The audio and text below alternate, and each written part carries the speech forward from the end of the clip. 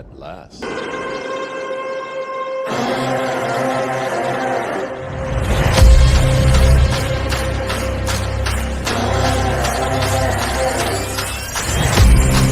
king's back and the throne's mine.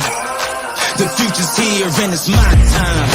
Straight shot, going for the head with it. Take his head off and say that I did it. Good riddance. Say hi to the bad guy, back in business. If you took what's mine, I'm back to get it. There's nothing you can do. I'm back with vengeance. Now turn me loose. Now turn me loose.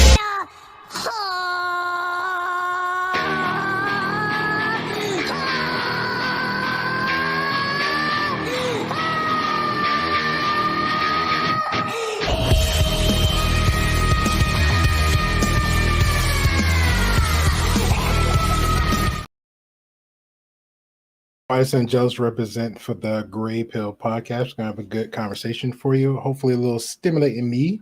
All right, to bypass the drama. So I'm gonna go ahead and get straight into it and just invite everybody. So waiting on Wes and one more coming up. So just Wes, whenever you're ready, just come out. Good sir. Got Ruby in the building. I like the little thing in the hat. All right, shout out to the. Thank you. I think we're representing the Great People Podcast very well. Right? I agree. 100% I agree, yes. I appreciate that. Cheerio, chaps. Dave, what's going on, man?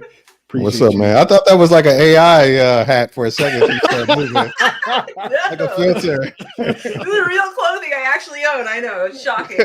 Yes. I don't trust nobody no more that posts a picture on Instagram or Facebook. I'm like, that's a filtered person. I don't believe who they are no more. And AI been getting scary good with these videos and pictures.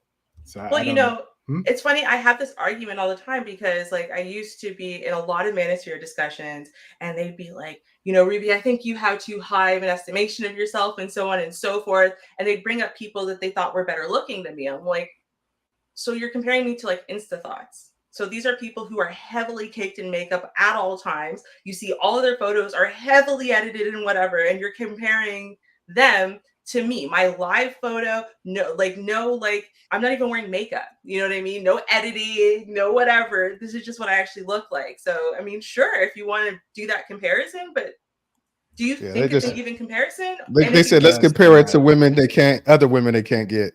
So that's what they do. That too. But then you get mad at women for, all these modern women want to be thoughts and they want to be this and they want to be that. And it's like, well, this is what women are trying to tell you. And they're like, no, they're doing this because they're being compared to those women anyway. So they don't measure up enough. I don't measure up because I don't look like an Insta thought filtered version of myself. Yeah. So I'm gonna be honest. Like I don't mind the makeup, just like I just don't do the caked up one, but I prefer as natural as you can possibly get it. You know what I'm saying? But when I see those type of women that I guess he's trying to compare you to, those are the ones I can't trust just on a visual scare. Because I'm like, if you look like that all the time, something is wrong. Yeah. And if you marry him and have babies with him, what your kid's gonna look like? You don't know. You don't know. No, you're wrong. You're wrong. They got the babies gonna look like them crescent porcelain dolls. That's what they're gonna look like. No, you know what's crazy? I was reading this thing on Reddit, Hello. And basically the woman was having an argument with her husband, and she was saying she was wondering what her baby was gonna have, her nose or her husband's nose. And to give you the background, she had plastic surgery on her nose, but before she got pregnant. Her husband says that the baby's either going to get her pre-pregnancy, pre-surgery nose, right? Yep. Or his nose. Nice. And she says, no, it's either going to get my after surgery nose that's now in her DNA from or her husband's nose. People really believe this. They believe that they can have surgery, and as long as they had the surgery before they got pregnant, that now their new nose, their new lips, their new booty is in their DNA. Wow. And they can pass it on to their kids. You know why? That's Ruby? wild. They manifested it. That's literally a perfect example of manifesting something. Yeah. They restructured, they resequenced their DNA. Didn't the guy sue his wife successfully in Japan for that? Yes. I'm pretty Yes. Because the children were he thought the children were ugly. fault. That's so wrong. Her pre-surgery fault. Yeah, no, it's true though. That's It's you know what they false say. advertising. If you got enough to pay for plastic surgery, you need to save some to the side for the kids because you can't, because Yeah, I agree Sad with but that. true. True. All right, I want to give a welcome to Neve. Appreciate you coming on. Wes, I don't know if you're still available, so let us know when you are. No, I'll leave it for the ambiance. A little woofy up there, wherever the crap they look like a jackal or something. I don't know. But Neve, appreciate you for coming on. So okay. So before I get into it, we had a kind of special guest in the chat. So I'm gonna make sure I showed them some more appreciations. Actually, excuse me, not the chat. I do want to give the chat some hellos and all that good stuff. So I appreciate y'all. So Cool Gamer, thank you for coming up. We appreciate you. Don Teasy, like always, appreciate you. And the Raging Tomato, all the manosphere on the other side of the fence has a lot of issues and gripes with. So that should be another a virtual symbiosis sister of yours, Ruby. Mary Bell, She likes me appreciate as you. much as Thank you for Ashley coming on does. through. All right, so make sure everybody that's new in here, give them a warm welcome. Any new person you don't recognize, just make sure they give them a warm welcome. All right. So the top is going to be pretty much first dating. How do we handle it? The good, the bad, and the ugly. All right. But before we get into that, I think it was was it a week ago? We did the most of the people on this panel for the GirL podcast did a reaction to the Queenmaker. I'm still gonna make an official response to it. Again, everybody got live, so we're not gonna we don't lose sleep over people. But with that being said, I thought it was a very interesting conversation. So I actually emailed her, I think like a month ago, that I was actually going to do this. A sucker for good thumbnails. I did the thumbnail, showed her. I like to be professional because just me as a content creator, let's say, and I use Raging Tomato. She a tough skin cookie. So if I'm going to react to something of Raging Tomato's content, as very as spicy as it is, shout out to the spicy tomato list with all the seasoned flavors that she gives in the content. If I'm going to do a reaction of something Raging Tomatoes content, I like to reach out to people, whether it's email, texting, whatever they have available in their way, and say, hey, I'm going to do some a reaction to you, mostly the talking points or what have you, give an assessment of it. Here's a thumbnail, do you approve or not? Now, normally, you don't have to do that, right? But the fact that is, most people, I understand people are human beings and some people more sensitive than other human beings, right? Some people have the content creator brain. Some people have the human brain. I said it before, and all over the spaces YouTube. There's internet fools, there's content creators, and there's regular people. I always say there's three different type of people on the internet. And you see example, you have regular panelists, always rambling, screaming with their opinions. Then you have chat people. That's always chat people. You got your mod people. So it's different type of hats people have on. But unfortunately, and I'm using Pearl, for example, a year ago, did the same thing. Asked her for permission. She's at 1 point something million subscribers now. Very successful. Sorry. Okay.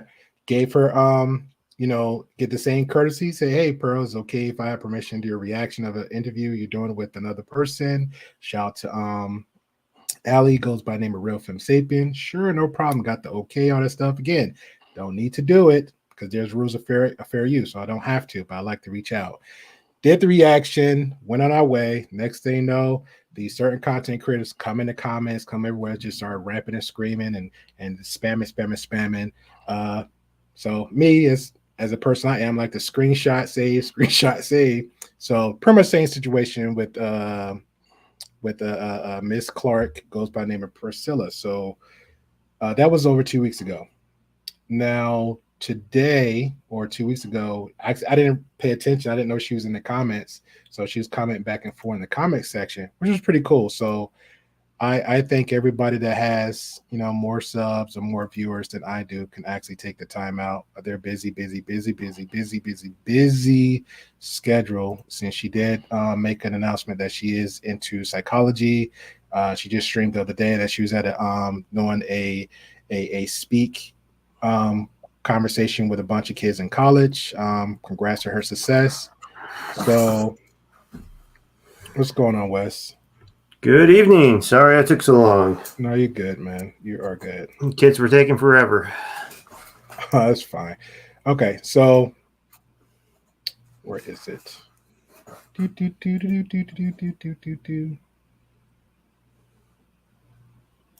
Okay, so we had a nice little conversation just on Pearly Things Talk. Excuse me. I don't know why I got her on the brain right now. I blame Raging Tomato because she triggered me in her content earlier. So we had a great little reaction video and voiced our opinions and our assessments and our perspective on one of her well, actually wasn't content, just the content that was her interview with B Taylor, and some good little comments back and forth. I like to get rid of the negative people who just ramp and scream. So it was one woman that seemed like she's very cool in her conversation. She says and goes by, I have heard Priscilla repeatedly say Shiva's asexual and people don't address it. I think we need to define asexual. Asexual and should get the definition.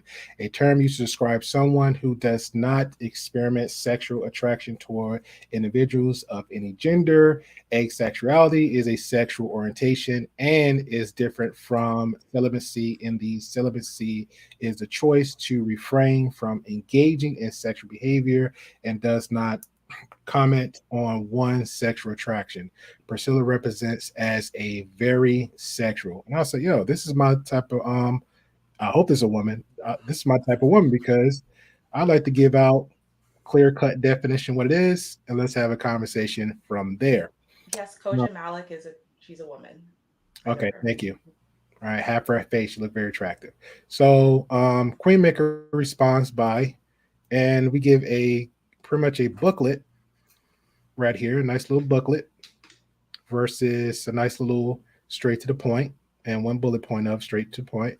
So Queenmaker says asexual, often called ACE for short, referring to complete or partial lack of sexual attraction or lack of interest in sexual activity with others. Asexual exists on a spectrum, and asexual people may experience no, little, or conditional sexual attraction. I think that's pretty much what you said right here in the first paragraph, but I digress. Gray asexual, all right, shout out to Gray Pill. Gray asexual, also called gray sexual or gray ace. Gray asexual refers to a gray.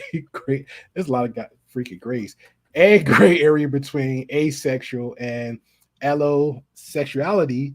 As part of the asexual spectrum, people who are gray ace may rarely experience sexual attraction or only experience sexual attraction under certain circumstances. Demisexual, part of the asexual spectrum, a person who is demisexual only experiences sexual attraction when they have a close emotional bond with someone. Then she goes on again. I have plenty of sexual energy, but limited sexual attraction to others. Sexual energy is creative, life force energy, Kundalini. Thank you, Kundalini. That energy is not flowing to any and every person. I can be sexual without being attracted to others. I do not look at people instantly and want to hop on top of them. It takes way more to get me interested in wanting to share my sexual self with someone. The conditional attraction is what makes me sexual or on the sexual spectrum. And I'll read the last one, let her go, and we'll continue from this if it needs a comment, complaint, or concern. So the nice lady says, responds back to Queen Silla, ma'am, you seem very interested in sex, and that I not a problem. That is not a problem. Is the a week or two that you don't express or discuss something of a sexual nature, little faces. And that is unusual for ununique ma'am. Okay, so notice how Queenmaker didn't even try to explain what plaid sexual is. What is plaidsexual? Yeah, explain that. Is that attraction to specifically Canadians? I'm thinking, right? It seems that it way, has to right? be. Okay. That's Not just the only me. justification I have. Yep. No, I'm just making fun of how she's come up with all these different like random, sexuals. Like asexual has always been a thing. It's a scientific term. Gray sexual seems I've never heard that before, and I'm pretty sure she spelled it wrong. I've never even heard of it, but I am demisexual. So that's why I can tell you that while technically it's kind of like in an allyship grouping with asexual, it's not actually part of asexuality. Okay. And that, so because demisexual, it just means like, okay, so normal people, they see people, right? Like maybe it's a touch or a look or whatever, and you can get instantly attracted to people. I don't have that reaction. So I have to, without developing an emotional bond to somebody, I'm never going to get that sexual tingle. How's that different from like maple sexual? You know what? I think it's about the same. I'm not sure, but we're gonna have to look into it later. I don't know all of them. I'm not, the sexuality, scholar here. But asexual, she's wrong in saying that if you're asexual, then it means that you have so much sexual energy. In fact, most asexual people don't even self pleasure. Right? They're not interested in it. They don't want to engage in it. It's just like it's not for them, right? So most ace people want to engage in romantic love, for example. They want to, hold hands or even kiss. They want to cuddle. They fall in love with people, right? But it's the pleasure gratification, big O's of it all. They're not into it. The body parts of it all. They're not into that. So to say, well, no, like, yeah, you could have so much sexual energy and whatever, you just don't want to necessarily share it with anybody. I've never heard that to be the definition of asexual. It's just in my experience. I've never heard that to be what it is. Okay, let's be clear. She said in her experience. I don't want nobody whipping out books and showing something later on. But I appreciate her hitting the comment section. But for somebody that claims that Ruby is so triggered, somebody just came on my poor little channel and just commented. But I appreciate it all the less. Yay! I'm surprised she didn't mention me though. I heard that she did 2 whole streams about me. She made a song about me, and she didn't even mention me in her comments. Well, the next conversation, I'm gonna reach out and see if we can get a debate, because according to her, she says that if people reads her book, which I know you have, and she will welcome the invitation of a conversation toward her book. So anything, I guess, you have, take your bullet points, what you agree or disagree about, and then I will reach out to her and we can have the conversation here. So I'll make it very professional, because again, we don't do anything different. Well, we do a lot differently on the other side on the fence. So we will have that conversation. And again, very professional. If she feel, we'll have some picks of choosing who we feel like as a debater, because she seemed like she liked it Ginger a lot. So Ginger can actually be a mediator, or we can hop on other fences in the debating spaces that I've been frequently a lot over, and we can grab somebody that's professional and bring them in to be a moderator between the two and have the actual conversation versus a screaming match like other people we see. So let me get to the chat. So Brittany B, appreciate you. Thank you for coming on through. Realistic Vibes, appreciate you. Thank you. Brownsburg, a pleasure like always, good sir. Big pleasure. I appreciate that opinion. What else? Hey, X-Ray, appreciate you. Thank you for coming on through. Celine, appreciate you. Cute little doggy. And Marcus, thank you. Appreciate you. All right, so I don't know if anybody's seen, because I don't want to stick it on to the actual person, but if something went viral, she's actually nicknamed the Cheesecake Factory Girl, where she went on a date with a dude. Obviously the date seemed like it went left or right, per your opinions, and everybody had like a whole stir up about it, just focusing on the chick. And I'm like, okay, it's not every chick, but let's just have the conversation surrounding the situation. But I saw something that's pretty cool though, so we're gonna give a little warm-up conversation, and the chat, y'all can engage and let us know your comments, complaints, and concerns about this one, because I thought it was a really interesting little video I saw earlier in the short. So let me share this out, and y'all let me know if y'all agree or disagree with this one.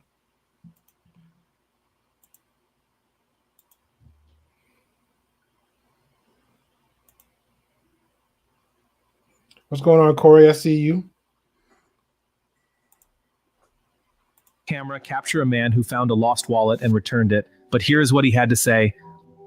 Hey, what's happening? Hey, I found your wallet with your ID in it. This is the address. So I brought it all the way out here. You live really, really far though, so I just wanted to see if I could take it wasn't 1,000 in here. I counted it. It was only 300. But I wanted. Oops, sorry. Hey, sorry. This doorbell camera captured a man who found a lost wallet and returned it. But here's what he had to say. Hey, what's happening? Hey, I found your wallet with your ID in it. This is the address. So I brought it all the way out here. You live really, really far though, so I just wanted to see if I could take it wasn't 1,000 in here. I counted it. It was only 300. But I wanted to see if I could grab. I just wanted to see if I could grab. I wanted to see if I could only grab 20. I just wanted to see if I want to grab 20 real quick for gas, because gas is high. If you see like a little $7 charge on your card, I had to pay my my Netflix thing. But I wrote down the login. You can log into the Netflix too. So, but I'm gonna leave your wallet right here though. So it's all good. And I only took 120. I had already these other 220s was already mine. All right, I appreciate it. Leave a comment below. Fake. Yeah, that was super fake. He's just playing around. It's funny. It's a funny video, but I don't know why anyone would take this seriously. Right. It's about as fake as the Cheesecake Factory skit is. Yeah, exactly. I mean, like, it's funny though. You know what? My mother has lost her wallet twice. And I don't mean only twice, but these both conditions were the same. I'm going to explain to you how stupid this was. Both times my mother lost her wallet in a big way. She had all of the money from the church offerings, whatever it was, and she was going to the bank to make a deposit. But my mom used to have this bad habit, probably still does, honestly, of putting her wallet on top of the car, getting into the car and forgetting to take it back off of the top of the car. And so two times she did this and drove off, lost thousands and thousands of dollars. And luckily for this woman, I have no idea. She has got a horseshoe shoved up her butt. I don't know. But both times it was found by some random Christian person, or one time it was a minister, and they returned it. Didn't want anything. She even tried to pay them a little something, obviously, and they were like, "No, we don't want anything. Just like you're super lucky." The other time is the same thing. The person was like, "No, I just want to do a good deed," and they found out she was like a woman of God, so they're like, "Oh no, definitely just want to do a good deed for you. Pass it on." And then one time, I had my wallet stolen. This is how I have no horseshoe up my butt, or I guess missing. But we knew who took it, and we just sent that person a text message, and we're like, "Listen, if my wallet shows up at my door, and you know where my door is because you've got my wallet, right? So you have my license and everything, I will not call the police on you." Blah blah blah blah blah. And so I woke up the next morning and my wallet was in my mailbox, right? All of my cards were in there, but it was emptied of every drop of money in it, right? But at least the cards were in and all the license. Maybe that was their fee, just like the guy here. Yeah, that's what I'm saying. Right? I drove a long way, gas is tight. I don't know why he threw the Netflix part was funny though. Like, here's my code. Here's the password. Yeah, no, that's what but that's the thing, right? Like, realistically, do people deserve when they do like a good deed, but they had to go really far out of their way to do the good deed? Do they deserve some kind of like finder's fee? I think they do. The amount of effort it would have taken me to get a new license, new health card, new social insurance, new everything, right? New credit cards, new debit card, new everything. The amount of effort that would have taken me in time and money also. Okay, he cleared it out of all the money and whatever, but like, oh well. Do you know what I mean? Like, I had my wallet. I lost my wallet one time. I think I was a kid on the bus, and I didn't have enough to get back, and I was ticked, and I just walked back home. So that was my lesson for myself: just make sure I keep all my stuff together. I even have a routine, so just in case. It got to either be two places: in the car, the house, or the last place I was at. The only thing I say before that year ago, I misplaced my my bank card at Moe's. And the lady was actually nice enough to call me and said, "Hey," and I was freaking out because I'm like, "How'd you get my information?" She's like, "Oh, I called the number on the card. The bank gave me the information, had your number." So I said, "Okay." Ran back over there, got it, said thank you. Then I went ahead, just bought another one and tipped her, and just went back home. So that part. Nice. Any wallet missing stories, Neve or Wes? Well, I'm just thinking, like, with that kind of context, if I'm picking up that wallet I'm gonna look at the address, okay? And if it's on the other side of town, I'm just gonna pretend I didn't find it. I'll just drop it again and keep walking because that's like a lot of work, right? Especially if you drive, gas is expensive. You could just call the Maybe police. I'm a bad person for not doing something about it, but I'd be a worse person if I took it and then So you won't have that on your conscience, like, man, it's $500 in here. No. Someone okay. Damn. That's a blessing. You know that's a gift. It's like, No, I think You could it's just like turn it into the local police station. I ain't no Yeah. snitch. But who goes to the I'm police kidding. station and look for their wallet? No, I No, think the it's like police station will call you. Yeah. Oh, okay. They'll I say, think hey, a good way to do it is to bring it to their bank.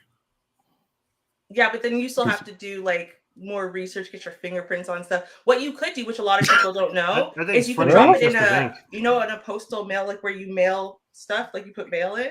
Yeah, if you put it in there, that would be another way to do it, and they'll actually contact you. I don't know if it's that they return it to the police or some lost and found or something, but they will actually track down the phone number, or they'll send you like a letter and say we have a wallet here that appears to be yours. I'm with Wes. Like, yeah, everybody else is making it more like I feel like more difficult when it is. Like, even like, yo, if I see it, not my problem. Just keep it. but don't you guys have those like boxes, postal boxes, like around? I don't know if you guys do have this in America. In Canada, we have like postal boxes. Like you could just drop them. It's not rocket. You don't have to go somewhere far. They're pretty frequently around. So if you go around places, you walk by one, you could just drop it in there. So I don't know. It seems easier to me than trying to research the address, find out where it is. So you have like random boxes to drop in lost wallets? No, they have like, so if you were going to mail something, right? Like they have like the Canada postal box. Canada Post. Yeah, just a postal box. Yeah. They're just everywhere. Yeah, they're like everywhere. I don't know if they are in America, but in Canada, they're like everywhere. So you could just drop a wallet. If you found someone's wallet, you could drop it into the postal box and they actually will do that work for you. That's a normal thing over there? Yes. It must happen pretty common there. No, well, I just know that I think it's called like Canada brand or something. No, I just know that they do it because it's been done for me before. So like that's why I know that they do it, and then they'll call you. I can't remember if it was like a lost and found or it was something, but that's where they got my wallet from. They got it from a Canada Post mailbox. So it's like, oh, okay. Fair enough. My suggestion with people and this is me, if I find it, I'm going to look through it to see, because usually some people actually have their not address, but of course with a driver's license, but like have the extra information, like their phone number stuff in it. Heck, I even do it. I just literally have like a piece of little limited paper with my number in a little slot of it, just in case. I don't know. Fingers crossed somebody is a good Samaritan, or I'll do the post office. Take it to the post office there, let them look at it, or officer, hey, do your job. That's it. But sorry, Neve a little bit cold-blooded for me. She's savage. I think posting it on social media is the worst thing that you can do. Yeah, that's why I was going to ask everybody. Like, the Raging Tomato brings this up, right? So you could just find people online. You can't actually find Canadian people online as easily as you can find Americans, right? But generally, okay, in America, y'all could find each other pretty easily. But if someone reached out to you and said, hey, I found your wallet, I found your driver's license, I found whatever, you just have to give me your address to confirm it's you, because I'm reading it from your whatever card, and then we can arrange something to meet up or to exchange it. Like, would you guys be comfortable with that? I don't even think I would be way too complicated. Yeah, but also, like if somebody comes and picks up their wallet, they can say, "Hey, what happened to all my money? What's with all these charges on my card?" It's just a nightmare. But if you drop it off the police station, it's a blind handoff. Yeah, I agree with that. Shout out to Pixie. What's that? Pixie. I think you're new, so everybody can welcome Pixie. I apologize. I will jack up. Welcome. Yes, welcome. Welcome to the cult. So, no cult here. Did you say welcome to the cult? No cult. One of us. One of us.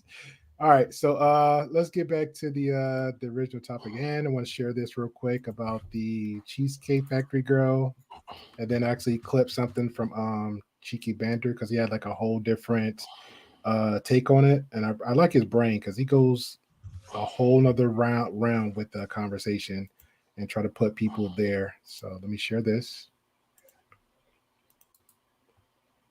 And thank God for the World Wide Web, because Zailu's going to download and screen record this. And I was like, no. Some actually has a website.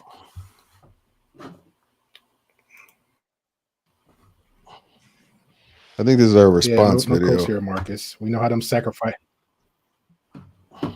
No, this was actually the thing that actually happened. The interaction between her and the guy. Because a lot of people doing like these all weird little reactions and stuff to it. So, and I didn't want that. Again, guys, if y'all new, definitely hit the subscribe button. Definitely hit the bell notification. It helps us out a lot. So let's get it.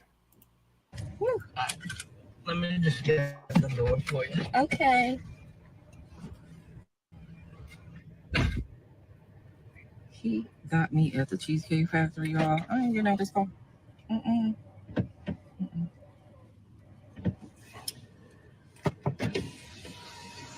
Yes. Would you want me to open the door for you? Look. You're recording me? Yeah. This is the Cheesecake Factory.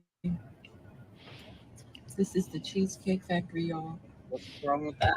This is a chain restaurant. Who takes someone that looks like this to a chain restaurant? You want to talk about it? Everybody. I'm fine with talking about it, even in front of them. Oh yeah, I want to talk about it. Yeah, come on, get up on in the car. Yeah, we're gonna talk about it. Oh, okay. So yes, let's talk about it. Let's talk about it. So you expect a man to go all out on the first date? Is that right? I mean, you're supposed to. Look at. I mean, when you take out a beautiful woman. And you're courting her, because I get courted. So you're courting her, right? You're supposed to take care of her. You're supposed to cover her. You're supposed to protect her, cherish her, treat her well, right? Yeah. That's what you're supposed to do. I agree. I went into this date as I expect, with the expectations for myself, to keep you safe, to respect you, to pay for your food, of course, pick you up, of course, and just treat you like a gentleman, which I believe I have done. I mean, you've been pretty nice, but I mean, and then Cheesecake Factory. I, on the other hand, have certain expectations for a girl I go out with on the first date. I expect her to be respectful too. I expect her to be cooperative, and at least what did I do that wasn't cooperative? Well, I mean, like even like when we were walking to the car, you wouldn't put your hand around my arm or anything like that, or hold my hand or anything like that. I mean, it's too early for that. Okay, I can respect that. I can respect that. When I got to your apartment to pick you up, you didn't want to invite me in. I can respect that too. We're not again. I don't know there yet. Okay. And then, but I mean, I feel like I'm doing everything I'm supposed to do as a woman. But I got myself all made up. There's nothing wrong with the Cheesecake Factory, right? Yes, there's a lot wrong with the Cheesecake Factory. Okay, well, look at my planner, where we were gonna go originally. See, now that's where we should have went. All right there. Call him. No. What do you mean no? See, I specifically told you both yesterday and this morning that I'd come to pick you up at 4 p.m. Right? And I got to your place at 4 p.m. You didn't even come downstairs for another hour, and so I was waiting downstairs for an hour. Right? But I wasn't expecting for work to take me so long. I got home a little late, and like I said, I don't know you well enough to invite you up into my apartment, and that is not possible. And that's why I'm thinking, okay, if we're not there in the relationship to, meet at your apartment, then maybe we're not ready in a relationship for such a nice, fancy restaurant as Aria, especially if I'm paying for the whole thing, which I'm still willing to do. I would have been. Okay. But if we're late, I mean, I told you twice. It wasn't that late. We literally left your place at the time the reservation was supposed to be. Oh, okay. And I specifically said 4 because maybe we could get there early and even have some time to get to know each other on the way there and while we're in the parking lot. I mean, waiting for a reservation. We can still get to know each other. Isn't there another restaurant you can call that, like, you know, the equivalent to that? I mean, I literally you don't said, understand. Look at me. I cannot go in the Cheesecake Factory. With that attitude, we're going to Applebee's. That's embarrassing. Get out of the car, eat shit. Her dress cost $20. Be there. Look at her. And maybe we're not right for each other.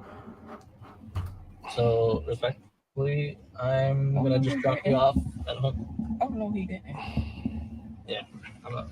So you just want to call it a night? Yeah. I mean, isn't there some kind of compromise or something? Ladies, can you believe this? I'm sorry, y'all. Compromise. Yeah, the Cheesecake Factory was a compromise. I'm not gonna go through with the rest of the day. At this point, you're going to Arby's. Yeah, seriously. Not even that. I would have kicked that bitch out of the car. I wouldn't be waiting. I wouldn't be waiting an hour outside. I'm like, yeah, this ain't going down. So there's a little play there. There's a little bit of play there. Just yeah. Look, it's 4 p.m. That's already kind of early for most people. But let's say hypothetically, he gets there at 4 p.m. and she's texting like, "Oh, I'm so sorry, work took late. I'm gonna be a while." So if she was like upfront and apologetic about that, I could be okay with that.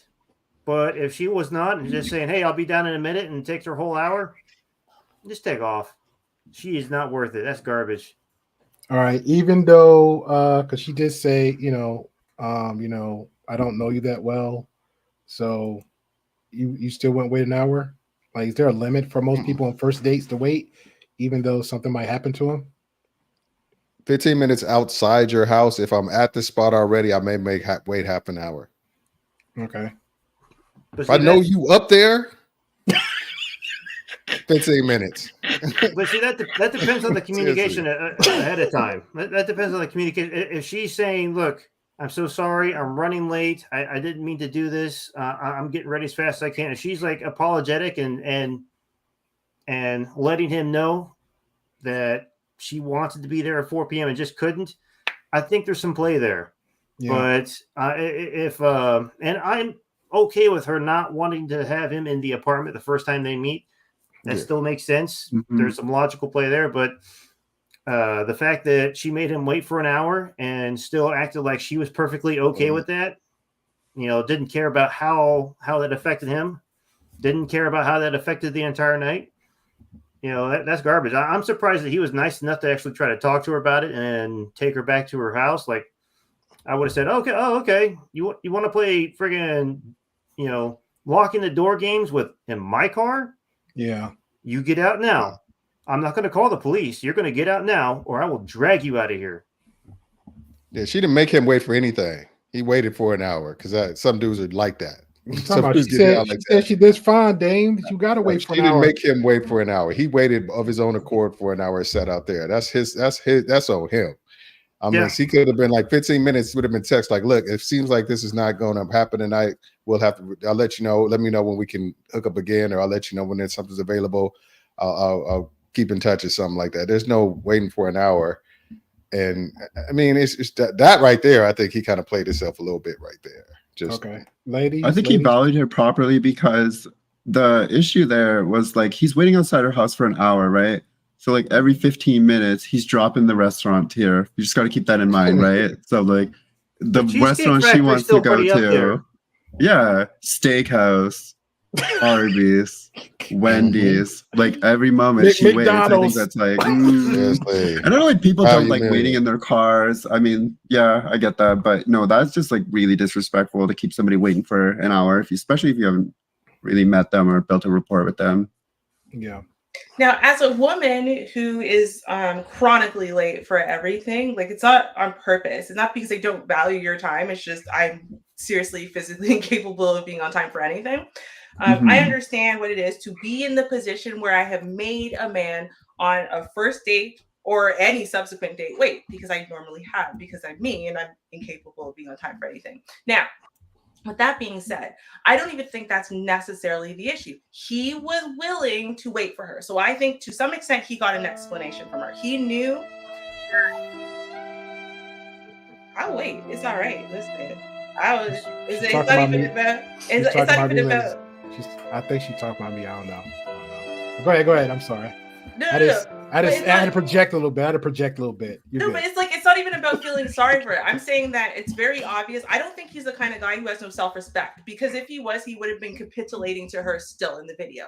I think that she did actually explain to him, I'm sorry, I'm stuck at work.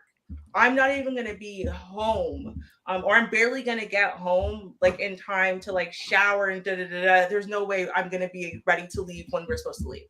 Right? Yep. Maybe I'm going to get home at the time that we're supposed to go. And then he said, okay, he showed up, and she went, I don't really feel comfortable with you waiting in my apartment while I'm in and out showering. And he agreed to that too. That's what I think happened based on the kind of guy he seems to be. Right. But I think the issue is the level of entitlement, where first of all, she's wearing again a $20 dress. They looked up her dress. Her dresses cost $20. Not like she's some expensive chick and all designer fashion. Yeah. Okay. She's in her. If she bad enough, she could be in a $20, $12 dress. It ain't gonna matter. Men don't care about that. It doesn't matter, because that's not what she's saying, right? What she's saying is she's an expensive chick. Right. So she deserves expensive things. So you can't be rocking your $20 TMU dress if you are an expensive chick. That's just what it is. But beyond that point, so then you decide, okay, I want to do this date, but I'm running late. Cool, no problem. If you were an expensive chick, you would know all these expensive places you want to go to, you need reservations for it. And if you're more than 15 minutes late for a reservation, you lost the reservation, and it's not somewhere you could just be like, oh, well, we're going to show up anywhere. Right? You can't do that. You can do that somewhere like the Cheesecake Factory or some chain restaurant. Maybe they can sneak you in later, like a Red Lobster, right? It doesn't matter what time you go. But if you want one of these expensive places she's talking about, it's reservation only. People are booking reservations well in advance. And if you were that late for your reservation, oh well. So she should have already known in her head that all of those expensive kind of places, she already screwed the pooch on that, because she already missed the reservation. So she's being unreasonable, but she's being unreasonable in a way that should let anyone know that she's full of it. She's not an expensive type chick. She's not used to expensive type treatment. She's not used to expensive type dates. Like, it's all bull. It's all bull. She's just been watching YouTube. Okay. And she's found Sprinkle or one of those other chicks, right? And they told her, know your worth, girl, and decide you won't do this and you don't go to chain restaurants. Meanwhile, she's never been able to even afford to go to Cheesecake Factory. She wishes she had ever been brought to the Cheesecake Factory, right? And she just screwed the pooch on that one. She was hoping he was going to beg her to make her go inside or whatever so she could make it see. And he didn't do that. She's like, wait, but the compromise. No, I don't want to go home. I want to go to Cheesecake Factory. That's really what she was thinking in her head. Because trust me, that is not an expensive chick. There's a bunch of cautionary tales here for young men. If you're looking at this, I know this is a fake video. Yeah. But there's some cautionary tales for young men out there when it comes to dating. Number one, never set a weekday date from earlier than 8:30. Get home, traffic, get changed and stuff like that. Set it for 8:30. You're out for a couple hours or what have you. Then, so why would you even do that for 4 o'clock on a weekday when people got work? That's just ridiculous. So, young men, if you're watching, don't do that, because you're setting yourself up for the okie doke like that. Yeah, and even weekend you can do earlier. Yeah, even if you you're 6 and 7 o'clock on the weekends. Yeah, I'm good with that, because you might get, I guess, the extra surprise. You might stay longer with it, depending how the day goes, whatever. Because there's that hookup culture. So there you go. Open the doors even wider for the weekend. But even if you're doing it on the weekend, I would just say for the guys to have the expectation when you go there, don't think you're going to get laid. Like, throw that out the window, because most guys are just so silly with that. Just throw that out the window. I'm going there to get to know this person on a Wednesday, Tuesday, Monday, Thursday, and just have a great impression, good time, and go back home with no expectations. I'm gonna say an unpopular point that I actually told both of my nephews. When you just to piggyback on what you said, when anytime you go take a woman out, don't have the expectation of having sex. So, but if it happens, great, enjoy yourself. That's why I believe, as a young man out there dating, you should have somebody that you're already having sex with. I agree. You know, because there's an old saying: never go to the grocery store on an empty stomach. Facts. Because you're gonna end up taking a lot of stuff, or you're just gonna be sitting there super thirsty and hungry. So if she's not giving you sex, have somebody, but keep it real with it. It needs to be kind of reciprocal. It needs to be somebody who knows what it is. Nobody that's thinking that they're gonna lock you down if they do the right thing. But it has to be somebody that, like, is mutual. It's just kind of a casual, friends with benefits type situation. That way you're not starving for it, and you're not putting all your expectations on that night. You go there, you have a great time, it doesn't work. You call up the other chick and just be like, hey, what you're doing, I'm about to come through.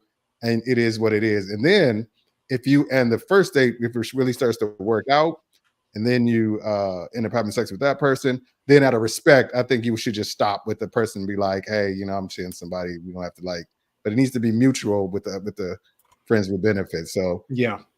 Don't. I remember I was telling my nephew and my wife was just like, why are you telling him that? I was like, because it's true. I'm going to build on the cautionary tale idea that you had, because I think there's two really big blaring ones that maybe you did or didn't cover. Like, okay, her holding him up for an hour, that's like, okay, your first date.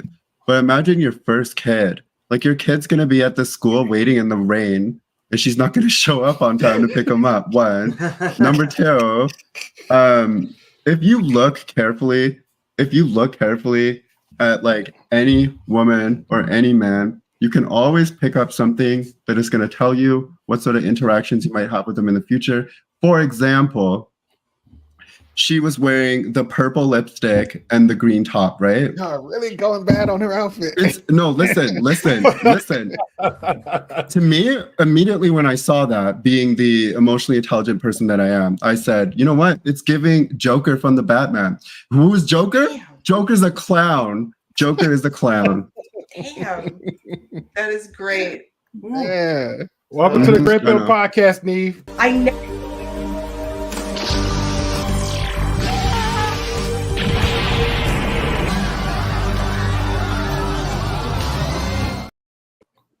No, I never thought of that. That was amazing. Because my grade school colors were purple, green, and gray, right? And it never connected to Joker until you just said that. Now I can't even not see it anymore. Yeah, I cannot see that. Yeah, that's all I can see. Oh my God. I'm literally hearing the laugh. I'm literally hearing the laugh. Like, it's crazy.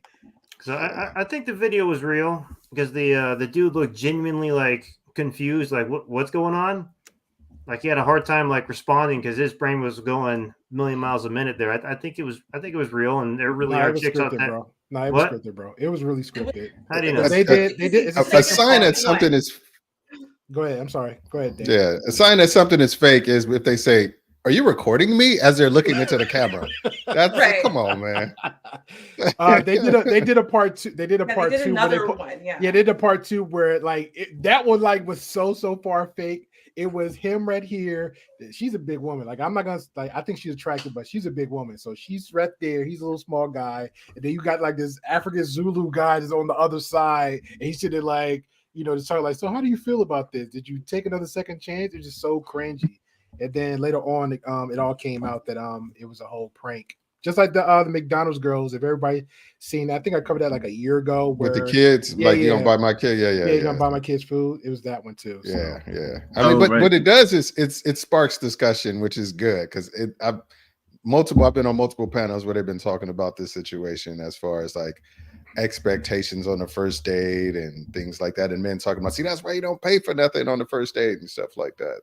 There's nothing wrong with paying for it, but again, this is me coming up. Even now, like, again, if I meet somebody for the first time, I'm like, hey, well, let me plan something simple. If it's about the money limit, if we're so stuck on that, 70 or 100. I think last time I had people who I think he was on here, Dane, where he was giving like a dollar amount. Some people said 100, some people said 200. I think L. Nixon said like 200-300, like what's their limit is. But if it's like a first time, like aren't you generally supposed to get to know that person? So depending on the weather, a park, a special event, skating, bowling, stuff like that. So, or a local bar, which are choosing a pool hall. Like those are things like that you have to pick out to say, hey, you know what? To pool halls? You like? I have to. Well, you know what? To be fair, no. To be fair though, one actually like, me and somebody. This is Tennessee Joe, and my boy Minnesota Fats.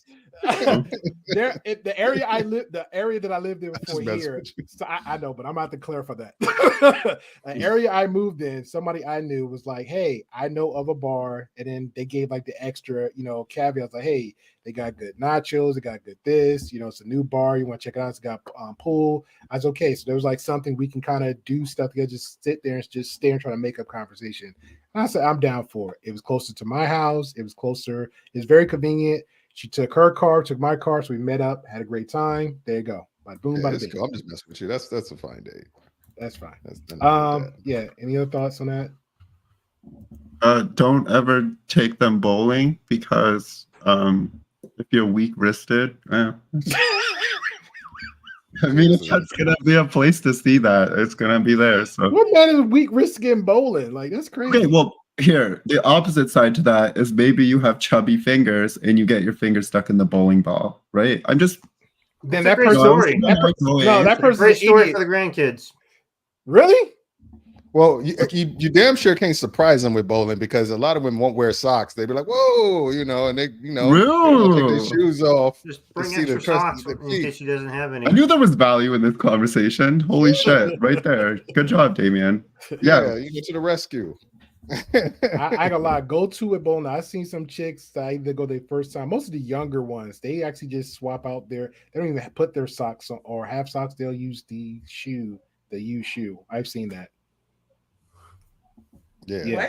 What? They will actually use the used shoe. So how like you take your shoe off and they'll tell you like, hey, what's your size? Yeah. And if you have socks on, of course you're gonna put on that shoe that's there rented to you. Some people actually take off their shoe or whatever, those sandals, no socks on, then they'll put their bare foot in the no, definitely not. Like you have to wear bowling shoes on the bowling grounds. Like you're not allowed to walk around in your actual fine. That's cool. But like if I don't have, normally they have loaner socks or like little stocking or something, which is still gross to me. So I just wouldn't be doing it, right? But yeah, I like that. Listen, if you want to surprise someone with bowling, buy spare socks. Okay, you just go to the store, you pick up some. So if they're not wearing socks, they chose to wear like something that wasn't soft that day, then you have some for them. That would be a W. If I showed up and I didn't have socks and the guy pulled out socks from his pocket, I'd be like, holy fuck. Yeah, we don't even need to be here right now. Let's just go to your house. That's some good game. What'd you say, Wes? Fuzzy socks, not cheap socks. Fuzzy socks. But if they're hospital socks, bowling shoes. I know, but they should be decorative. I agree with you. Women like fuzzy socks. That's like the one thing I know about them. With bowling shoes? Yeah, but not with the bowling shoes. Matter? Because then it won't fit properly, be uncomfortable. So, but printed would be cute, right? If you got like some matching printed, colorful, whatever ones, yes, that would be cute. Just gotta find a way to be negative. I know you are. If you break out, so men out there, buy yourself a spare pair of Hello Kitty socks. Yeah. And the women would think all over. They would think it's the best thing in the planet. There's some good game. Look at that. We're putting out some good game out here. So what would be another good suggestion for dates though? Like first dates? Or just is there a dollar limit for the ladies? Like, do you care? Like, would you just automatically choose for a first date the most expensive dinner? Because to me, that doesn't make any sense. And honestly, I never been to a Cheesecake Factory, so I don't know what's going on in there. It's a woman. It's higher tier. Huh? Yeah, it's decent. Okay. What happened? Like, who doesn't like cheesecake? First of all, but aside from that, should be the first red flag for that lady. What? Like, oh my holy God, shit! Cheesecake. Yeah, I'm weird. I love it. Yeah, cheesecake is amazing. So. Me too, but I'll make an exception for cheesecake. Exactly. Like I make it. I found a way to make it without eggs at home because cheesecake is just. Yeah, Raging Tomato says a good first date for her is coffee or drink. Anyways, yeah. Yeah, agreed. Yeah. First date for her should be a walk home. It should be, if it's going to be a drink though, there should be an option to have a meal as well, because that's a good way to keep things going. Like if you meet and have a drink or whatever, there should be a restaurant behind it. It can't be like a bar where you can't get something to eat.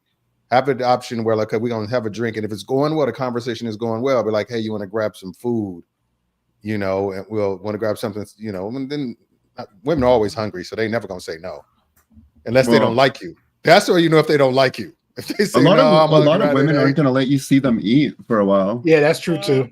I don't know about that. That must be a new thing. No, I don't know. Women I heard. Yeah. They always play these little. It's like the word play. Like, oh, I don't want to eat a lot. I'm like, chick. But they don't have to order like a a T-bone steak, but they order a little salad or a little appetizers or something like that. Yeah, just so so they're worried about bad breath. They're worried about stuff in their teeth. They're worried about looking fat. They're worried about eating gracelessly. They're worried about their cheeks looking punched out like a chipmunk. Listen, women think about the most irrelevant things that men will never care about, ever, right? But they care so deeply, so that they will avoid doing it at all costs. It is true. Yeah, and they will question the crap out where they go, what they eat. Like, oh, I might feel a little bloated. And I'm like, what? You picked the spot. I asked you 50 times. So I not to say that it would be bad to just eat like that. I think it's just like I don't know, rational or irrational insecurity that a lot of women have. But I can't speak for a lot of women, but I can't speak for a lot of men, but for me personally, like I love a woman that can eat. Like if you got an appetite, cool, let's go. Most men are like that. You know what? In fact, I've only in my entire life heard of 2 men who actually care about what a woman eats or how she eats, or like, you know, all the stuff that women are afraid of. Like literally 2 out of like meeting thousands of men like ever in my life, right? Like 2 of them ever. Men tend to have a positive, like I like a woman who will pick up some ribs and eat them with her fingers, or chicken wings and stuff, right? That's what men tend to say. So I don't know why we're still like, even in 2023, why women are still thinking this way with like, oh, I don't want to. Don Tezzi has a good response. What Don Tezzi say? Shout out to Don Tezzi. Don Tezzi. I'm my bad. He planted the seed in my brain. We'll get to put an extra E in there. Gosh, you said it. I ran with it. Right above that. Yeah, he says, "Take her to a food truck." Shout out to Brittany B. It's a good one. Yeah, I like that. Yeah, but there needs to be something associated. It's a food truck at like an outdoor festival with some music or something like that. Do that. Just you a can't random just like, food truck. Drive here's your by, food kick truck around, on the keep going. You know, here's a food truck. That's funny. That's a good one. To Smoke Spooch Eatery food truck, I will be happy forever. See how they're not letting me trying to read your comments. Brittany B, shout out to you. She says the problem is too much BS on the brain, thinking about the craziest thing and not the logical thing. Appreciate you. Don Teasy, I apologize, man. This was on West. He's trying to plant seeds here. Take her to a food truck, laughing out loud. Okay. They have a lot in Cali. I think there should be levels. So I know a lot of people who actually kind of went through these levels. So you start at something that is very non-committal and either free or cheap. So for example, a walk in the park to if she doesn't like walking, I don't. Maybe grabbing a coffee somewhere. If you don't like public places, grabbing a coffee in a car, because I could do that all day. Whatever. Something very cheap and non-committal. And then if you guys hit it off, then as a guy, okay, I'm saying as a guy, I know I should say either way, but I don't, right? So as a guy, you should have a plan for if you guys hit it off and the conversation's going well and a place that you could casually bring up to maybe grab a bite, okay? And if you guys are hitting it off, she'll probably say yes, right? And so then you guys go to this place where you can, again, casually grab a bite. It shouldn't be somewhere too dressy or whatever, because you are already pretty, not dressed up and whatever, right? But it should be somewhere not too loud, not too crazy, not too family, where kids will be yelling and screaming, so you can still keep talking and getting to know each other. And if you're really enjoying your time still, then again, man, you should have a plan for where you could go after this meal to continue the night, because you don't want the night to end, right? And then after that place, you should have a place to think of a nightcap. You know what I mean? So just in case everything goes amazingly, you can keep extending the night. And I know people who've gotten married, or I hate you trying to get my man laid. Yeah, you're a good wingman. You trying to get him, laid. Good. That's a Friday. I'm trying to get him. Yeah, I'm trying to get him to romance. To love his life from day one. But it works. Get One thing I'm gonna tell cats out there though is don't go to places that you wouldn't normally go because it comes off as unauthentic. It just comes off as you trying to portray an image. Like if you go to the Cheesecake Factory, go to the Cheesecake. See if she's the kind of person, because you want to be enjoying that with something. The things you do, most people want to enjoy the things that they already enjoy do with somebody else. You don't want to I'm all for like exposing people to new stuff. But if you got a nice restaurant you've been to, like you said, or a nice whatever, but go to places where, and even better, go to places where they know you so you can recognize, hey, Steve, what you call it? Because that gives you, that's in my, when I remember when I used to take women to places where people knew me. That I remember, I'm telling you just a quick story about my one of my first dates with my wife. Like, first of them, we decided to go to Las Vegas, whatever. I'm thinking like Vegas. I had a friend there, and her boyfriend at the time was like, "Hey, we're going to Las Vegas." You and her girl was like, "Hey, you want to go with me to Vegas?" We said, "Cool." And she used to have a restaurant in Marin County, in California, which is like a kind of ritzy place. And her sister used to have a restaurant because her sister's husband is Huey Lewis's band, John Cola, and they had a restaurant in Marin, and the restaurant partner was this guy Bradley Ogden, and he had a restaurant in Vegas. So we went there, and I had been to the restaurant. I had met him a couple times, and we went there, and Bradley was like, "Hey, what's up?" He hugged me. He took me into the freezer and was like, we were eating like kale right out of the freezer. And she was like, "Who are you?"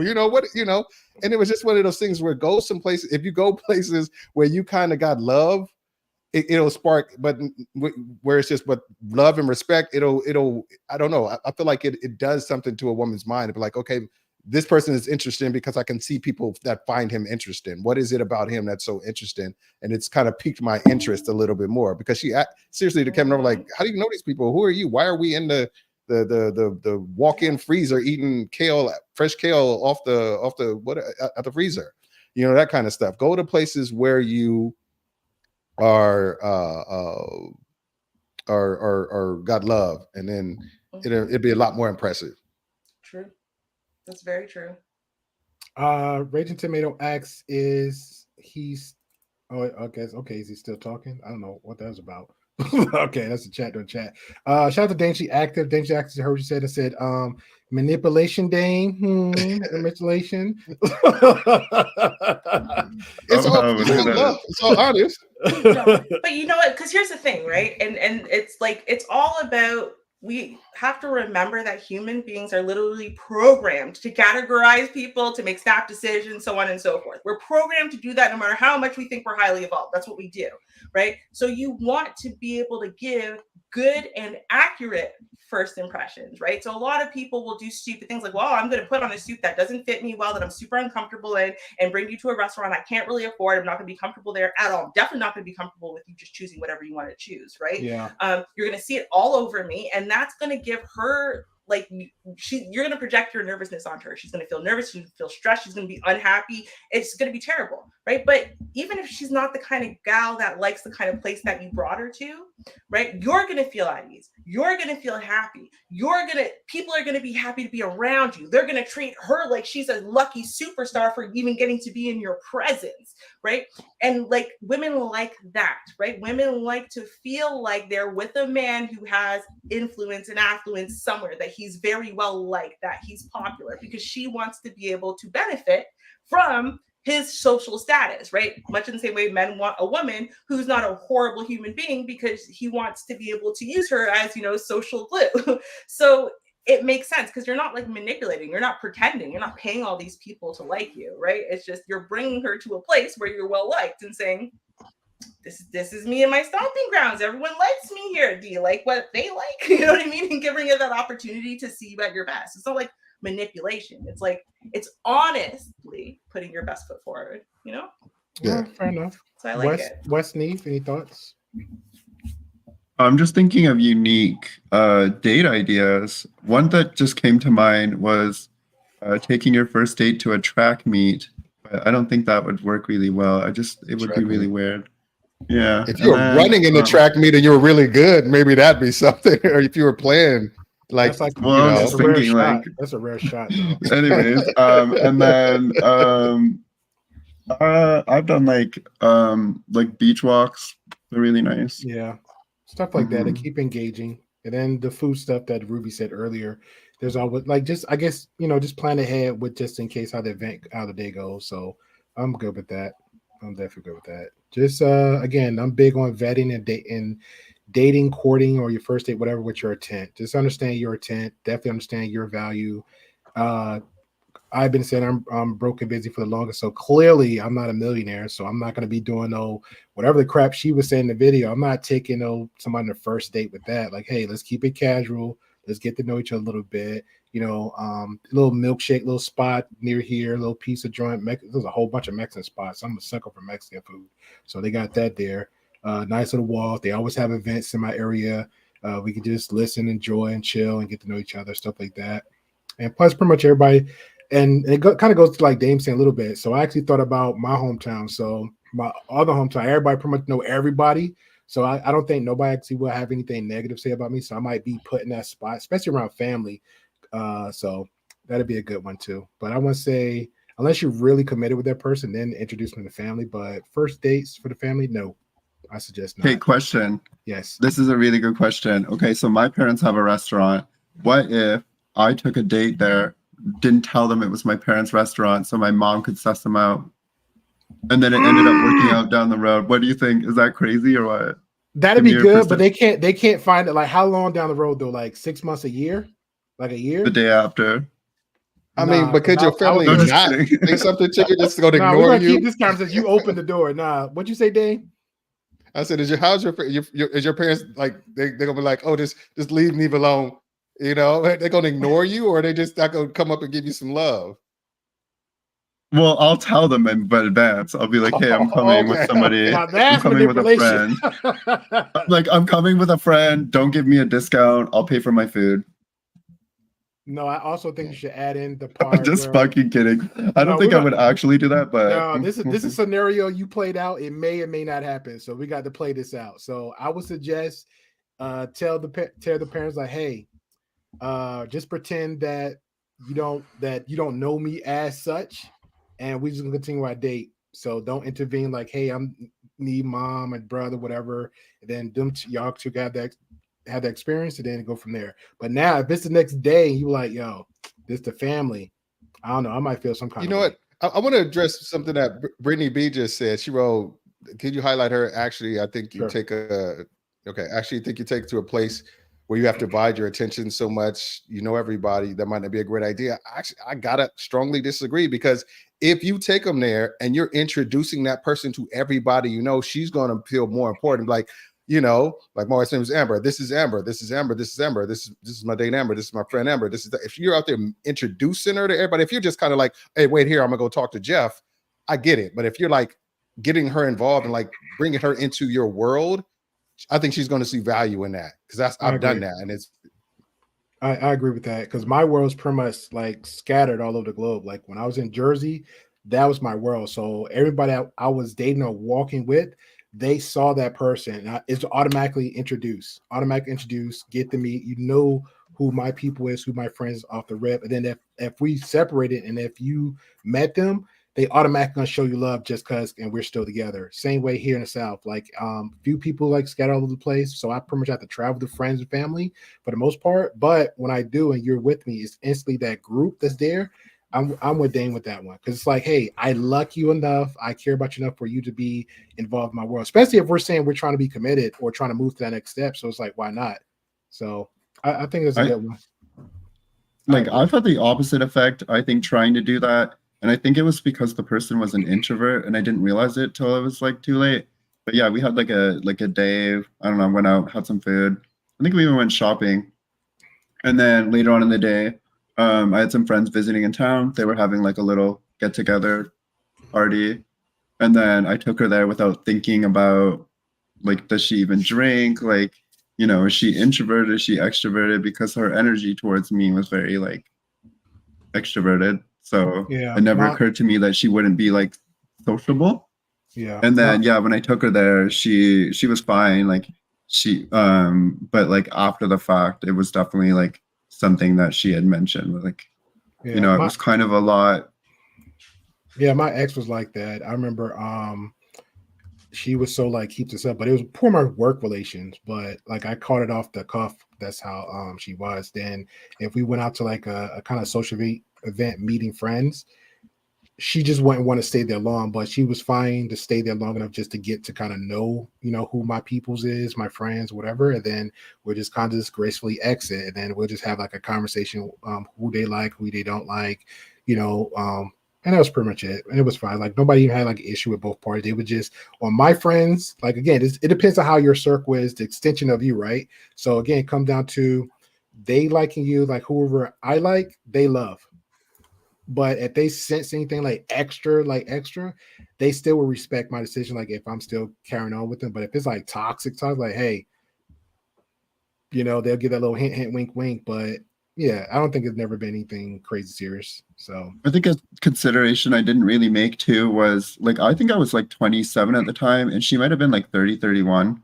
So, I mean, that's definitely like settled down area, in someone's life where maybe they aren't drinking as much or like, I don't know. I've moved into more like backyard partying and stuff. Yeah, there's some old alcoholics. Yeah, but I guess like just like the tempo in her social interactions was not there, and that's probably something I could have been like in hindsight probably could have picked up on. Definitely now. All right, so here's a clip of there's a few with time and money. I thought it was very interesting that Cheeky Banter had this conversation. He pretty much started up on his end and then it evolved into something else. So I'm just going to show the first part of his response to what we said, and then we can respond to that. If we agree, disagree, then we have that conversation. If not, then we can move forwards. I disagree. It's not. I don't agree to that. I think if you have the patience to wait for somebody, that's fine. If you think that the person is worth waiting for that hour or however long period is, that's totally okay. But the person that you waited for can't then be upset that the original plan wasn't fulfilled because of their actions. Yes, they can. Did we agree to that? Sorry. You want me to play it again? Yeah, let's do that. Okay. Now this is the part of when we said in the beginning about waiting the hour and what we would and wouldn't do. So Cheeky had like a different take on that. I disagree. It's not. I don't agree to that. I think if you have the patience to wait for somebody, that's fine. If you think that the person is worth waiting for that hour or however long period is, that's totally okay. But the person that you waited for can't then be upset that the original plan wasn't fulfilled because of their actions. Yes, they can. That's literally exactly what I said. Yeah. So we all agree to that? Yes, Cheeky Banter is more correct. Okay. It's correct because there was a reservation. What you say, Steve? Well, there was he talked about there being a reservation, right? So she got out of the house at the reservation time, or when so it literally was impossible. Okay. All right, carrying on. Stop. We can say she disrespected him out of the gate after we know the entire situation. But there are people, because what people tend to do is try to be understanding, right? Especially when it's your first date. And your first date, you understand things come up, you understand this, that, and the third. Now, if he got stood up, that's totally different. But it wasn't that he was stood up, she was tardy. So hey, look, instead of losing his mind and going crazy and going, I never talked to her again, he said, look, things could have happened, whatever. People tend to be a lot more empathetic or sympathetic to whatever the reason is. What made the date not work? All right. Agree or disagree? Yeah, I agree. But at some point, you got to consider yourself. Okay, how is she going to view you if she knows she can just sit up and have you waiting outside for an hour? That's the question. It's like you forget that. I think a lot of people don't take that in consideration. It was like, yes, I could be like understanding, like I understand things happen. It's not the right timing. How about we schedule something for a little? Maybe if you still want to go out their date, to say, how about you schedule something for a little bit later in the evening? I understand you were coming home late. How about we just kind of get together in a couple hours, 2-3 hours, or whatever. That way you can go home and do whatever and make alternate plans. But don't sit there and wait outside. I just don't, because then I think she's going to look at you a certain way if she knows that she has you sitting outside. That's where that whole as good as I look, because if I didn't, I must look good if you're sitting out there waiting out an hour for me. So I mean that I think he needs to realize the message that he's sending. I will actually have to agree to that. Wes, Ruby, I think if you know you're going to be late, you need to say something. You need to send a text saying, "Hey, I'm so sorry, but I'm running pretty late here. Bear with me. And she I'm didn't coming out as best I can." Yeah, she didn't say that till after the fact. Like, this is my excuse after the fact, but you knew, like, and it's, I ain't gonna lie, that kind of gets my goat too. Like, you had to know you're going to be late to certain things. Like, something comes up on your way prior, boom, let me go. And especially as a date, like Dane mentioned, like 8:30, right? You know how long it take you to get home from work. You know how long it take you to get ready. You know how long for all this. I don't care. Even if you're the typical woman, like, oh, let me try and change the shoe. Because that actually happened to me once, Dane. It was a chick, and it was literally, it wasn't outside my means, but it was more outside my inconvenience, right? Because she was like, yo, I like to go to dates at least once or twice a week. And I was like, what? Betty me at that moment, like, let's go. Okay, so that week came up, get ready, 6 o'clock. Okay, good. And I even anticipated her time. You get up at 4, she be home like 4:35. You got like at least 6:37. I get there. She playing around like which dress, and they're like, oh, which shoes, and here I am with like just my face, and that was it. You know what I'm saying? So I agree. Your time is your money. Your money is your time. Inconvenience. You can't be sending the wrong message that early. I agree. Yeah, but things happen, and to me, I think you're a little bit unreasonable if you're not willing to accept that. Like, so why didn't she let him know? Especially if you're going to plan a really early in the day date with someone who works and you also work, right? Then you probably also understand that sometimes, if you plan something immediately after work, that, hey, sometimes work runs late. What are you going to do? Lose your job for an early or first or second date with someone? Like, no, right? So then yes, Ruby, she said, look at me. Look at me. But it doesn't matter. Then you're kind of stuck, right? And you're kind of in a place where you have no choice but to finish your job. If you being on time for that date was dependent on you finishing work on time and leaving right away and getting to work, getting home without any crazy traffic and and everything working out perfectly, and then you had to work late, you got stuck. It's not like everyone has the freedom to pull out their phones and text message people at work. Not everyone has the ability to do that, first of all. Second of all, you get home and then you're like, okay, I'm looking at how much time I have to get ready versus what time I'm supposed to be ready, and it's not going to work out. So at that point, that's when I'm going to tell you I'm running late. Don't consent to those dates then, if that's a possibility, because everybody, if you know you have the kind of job on planet Earth, it's literally a possibility for everyone. I'm not even done. First of all, second of all, though, it's a possibility for everyone on planet Earth, period.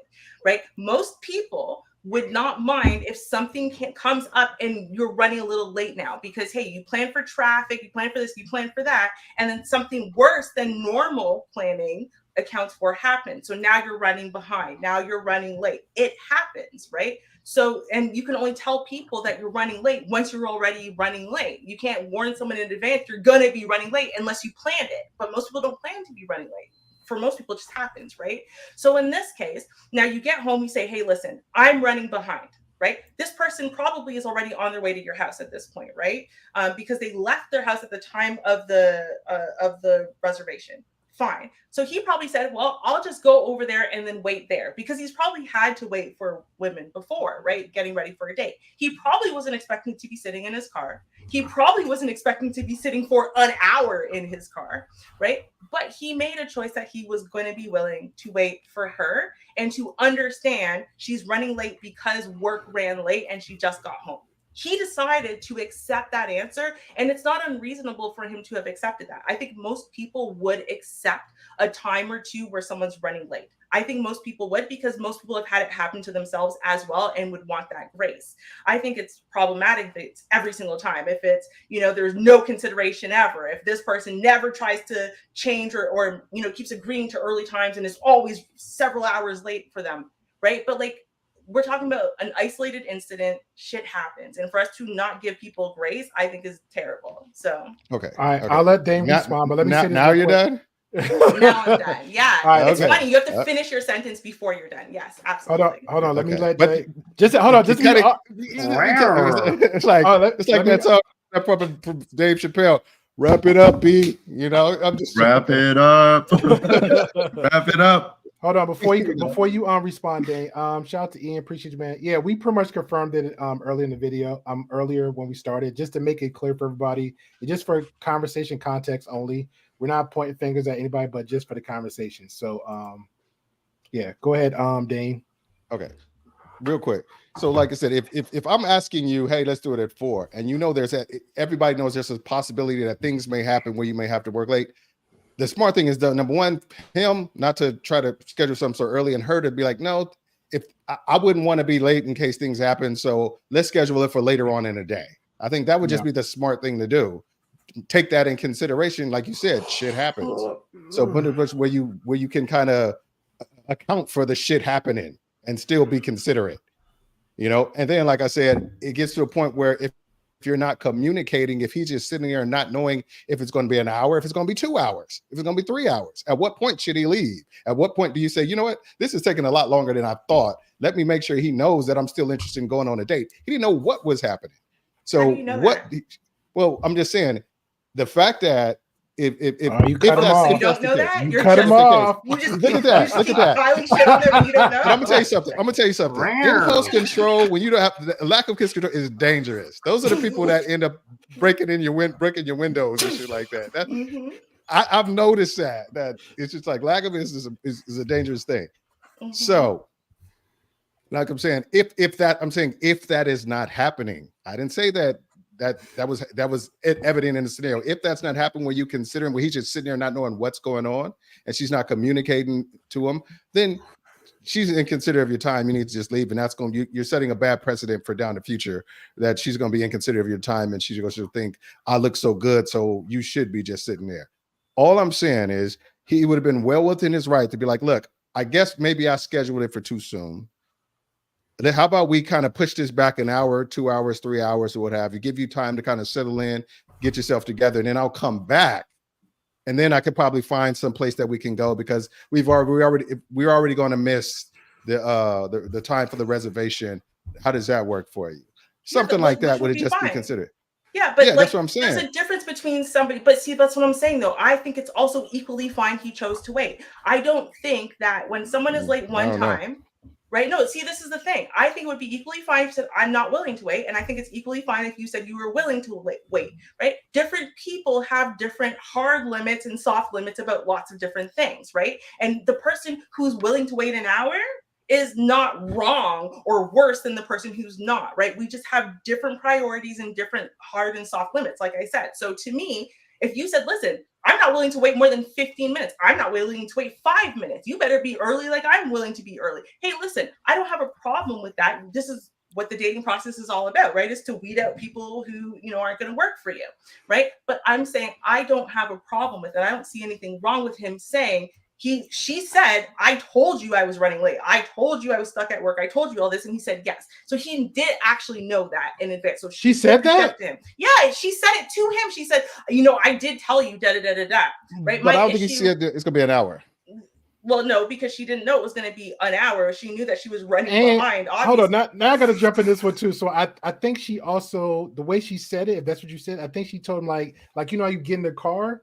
Like now it's like, oh, this what happened. Because I see most people get that excuse too. Like after I'm still waiting. And then like by the time the person comes in the car in my presence, like, oh, I'm sorry I'm late. This is the reason why. I'm like, what?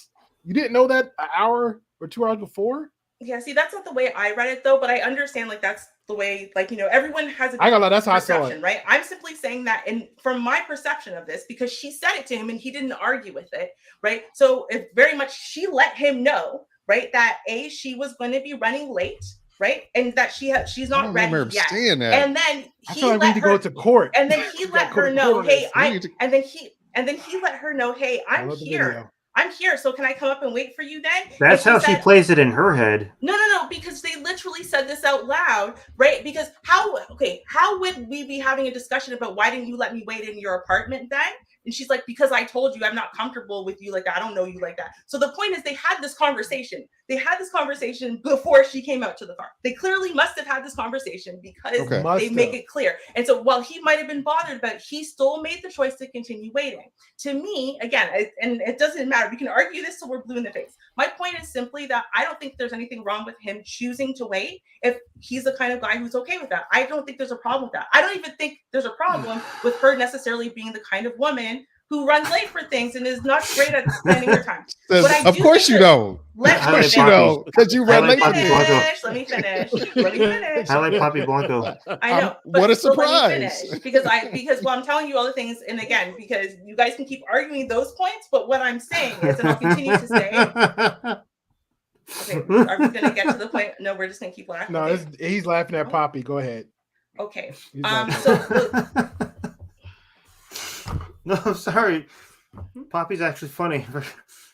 Generally. But the thing is, what I have a problem with, right? Because again, there are some people who run late all the time. There's some people who are always early on time. There's some people who are bothered by that. Some people who are not, whatever, right? The problem has to do with the entitlement after the fact, right? So she expected that when she was running late, it's her fault they're behind. It's her fault that they're going to miss this reservation. It's her fault. Right? But she expected he was supposed to move heaven and earth and move mountains and do whatever and make the world accommodate her lateness, right? Somehow find them a new expensive restaurant to be going to and still give her the world, even though, again, she ruined the plans, right? Like, to me, I think that is really what the issue is. And that's where you get to the most problematic part of her behavior is what she expected to happen as a result of her lateness. Like, she should be there apologizing, saying, I'm sorry so much. I know this is on me. Hey, we're going to go to Cheesecake Factory. Okay, you know what? Listen, it'll be my treat today because I screwed things up, right? Like, that's the attitude she should have, given the fact that she was running behind, right? Even if she told him, even if this, even if that, like, even if she did all of the right things up until that moment in time and he chose to wait for her, it's the fact that when she gets into that car, she thinks that he should have somehow magically made those reservations change and he should be showering her with appreciation for just having shown up anyway and and she doesn't feel that she has to give any of that to him. To me, that's what I feel is the most problematic part of the behavior that was displayed. Okay, Men, going back to the don't be the of... guy who waits in an hour outside somebody's house. Never be that guy. Don't Some ever waiting on them. That's the point. Some people are not good at Don't be that guy. Don't be that guy. Never wait and don't be sitting out there waiting an hour for somebody. Don't be that guy. I'm telling you, it's a bad precedent. Just leave, and when she texts you, say, "Yeah, I'm still there. Come on out." You guys know that? No.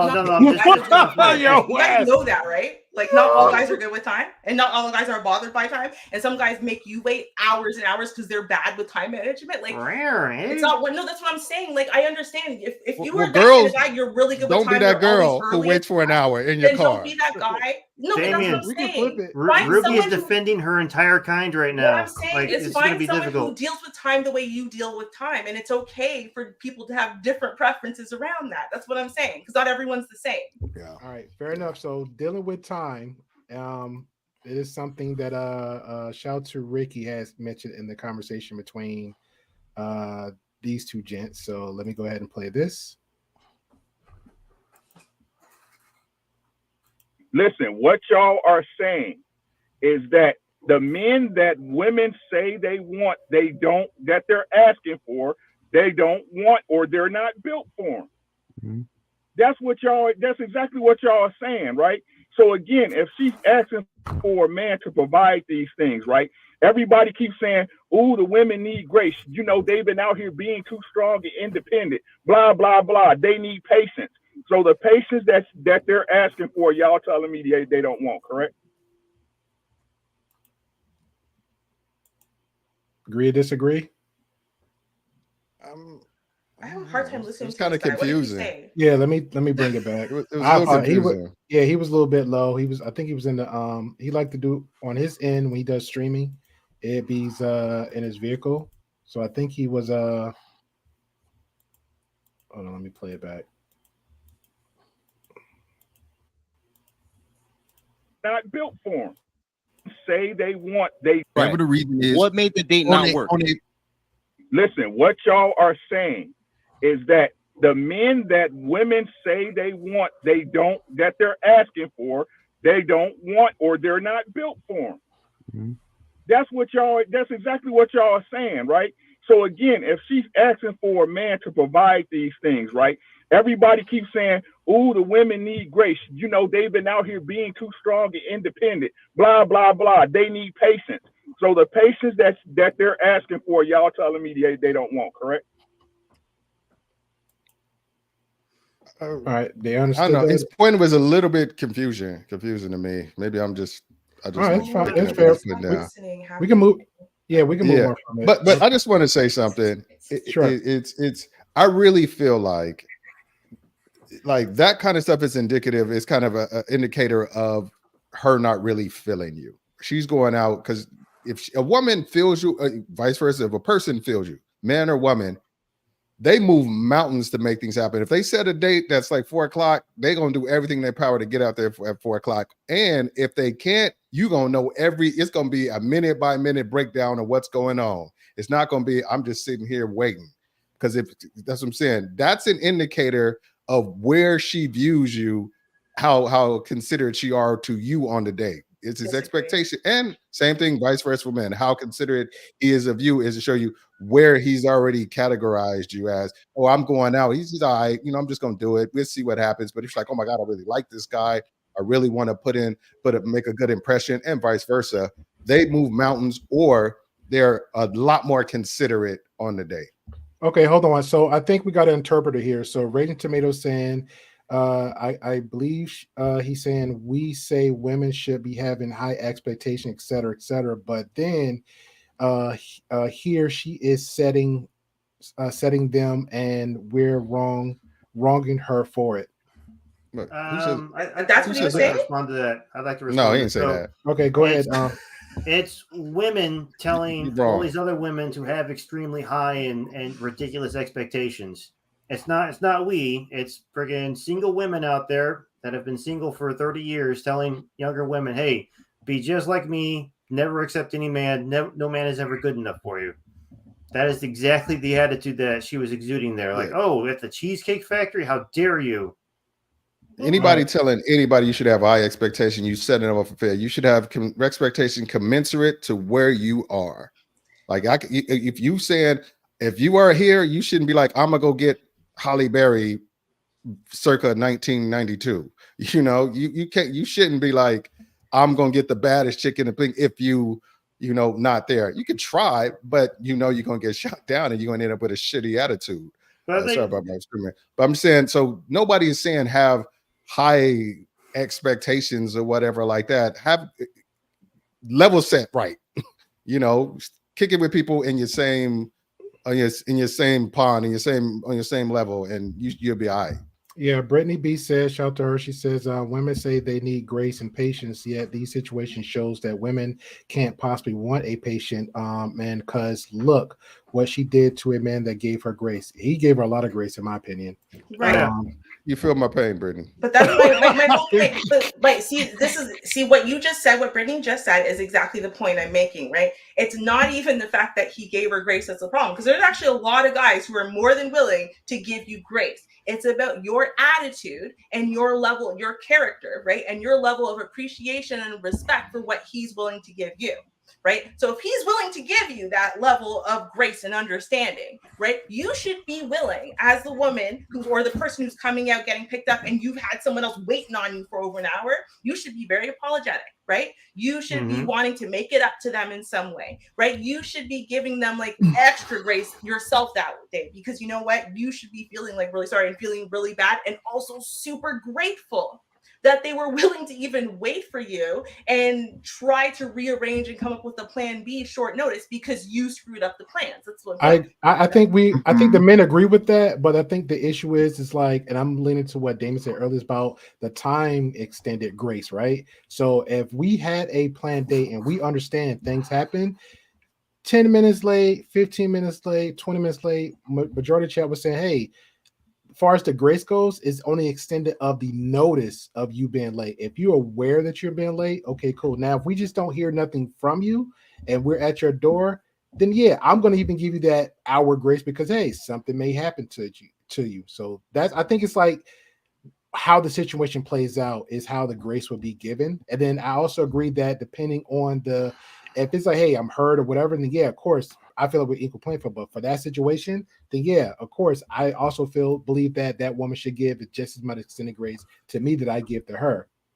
Yeah, like I'm sorry, I just don't think this guy's a sucker. So therefore, No, I do not think that this woman showed him disrespect. Well, fine, but I don't think that this woman showed him pure disrespect, right? And he said, okay, well, I'll just sit and wait and twiddle my thumbs. I don't think that happened. I think that she treated it initially the way a normal person would have, as far as, okay, well, I'm gonna let you know, I'm sorry, I'm running behind. You know, okay, I'm home now, I'm really late, obviously. Okay, I'm getting ready now, I'm so sorry. Like, you know, I think she gave him that, and that was why he was willing to wait. Because as soon as she wanted to pull foolishness about the Cheesecake Factory, he was willing to sit there and have a 2-minute conversation with her. And he's like, okay, well, anyway, now I'm dropping you back off at home. Let's go. Right. So like he did it very kindly and very patiently. Right. But he's not going to be played. So okay, the whole thing fake though? Yeah, it was fake, but it's again the scenario. So here's a scenario also that's actually real, happens all the time. So let's play it like this. What if the guy didn't decide to say, you know what, I'm still be a gentleman and drive off with it, but he gave the like Wes said, you know what, get out my car, I'm going home.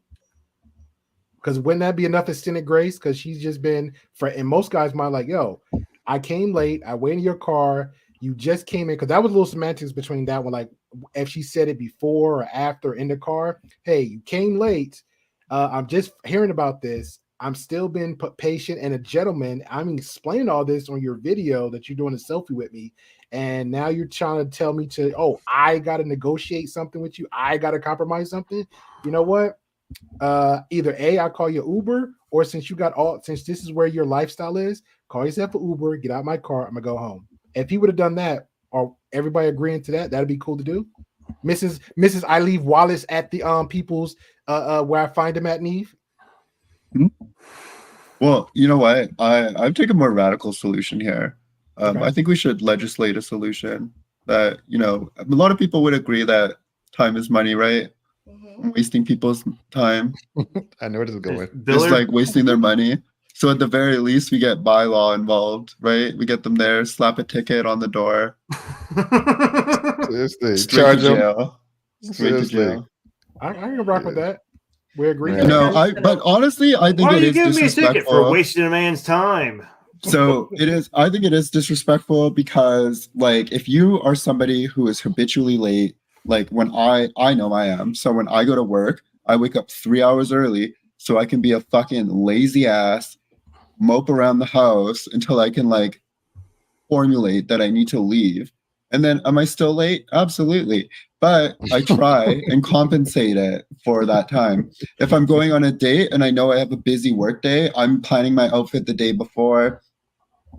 Obviously makeup's a whole other deal, but I think that there are certain things that you can do to reduce the time. And like, I don't know, not that every guy needs to be aware of these things necessarily, or every woman needs to really act on them. But yeah, I don't know. It just seems, I would leave a sour taste in my mouth. I would probably want a judge ruling. Fair enough. Yeah, like I have a best friend who's like that. Like she cares a lot about time.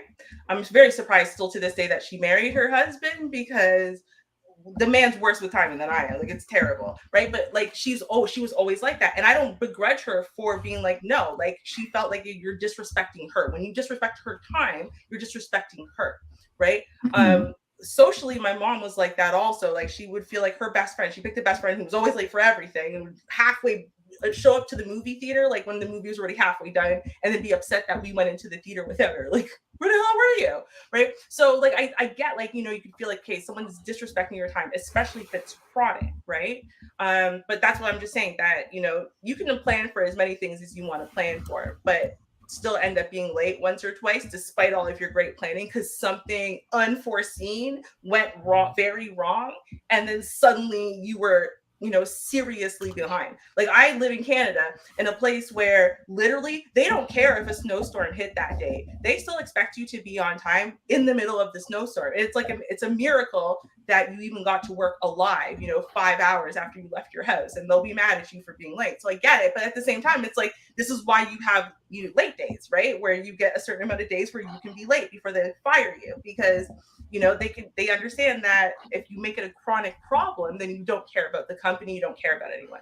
But things happen sometimes that you just can't plan your way out of, right? You thought that everything was going to go well. It didn't go well. You screwed the pooch. Okay, but now we're in this situation. So now what do we want to do? Right? But he still wanted plan to for the solution in advance by legislating it. Yeah, but that doesn't all that's going to do fine. So now the city gets to make money off of her. Yay for that. But it doesn't actually change in that moment. If that guy really wants to go on a date with this girl, right? And I'm not talking about this girl in particular, because again, this is fake, right? But if the guy really wants to go out with this girl anyway, and she's running late, he wants to give her some grace, and she's going to get a ticket after the fact. Okay, it doesn't change the fact he still wants to try to go on the date with her to get to know her, right? Because that didn't change anything. It's not a chronic problem at this point. It's a one-off. You were just late. So fine, you're going to ticket her, but it's not going to change the fact that he probably, if he really likes her, he probably is going to wait for her, right? Because he wants to see her. But he needs to like himself enough too to see, like, okay, I'm not setting a precedent that I'm just the guy that you are late on without being considerate of my time as well.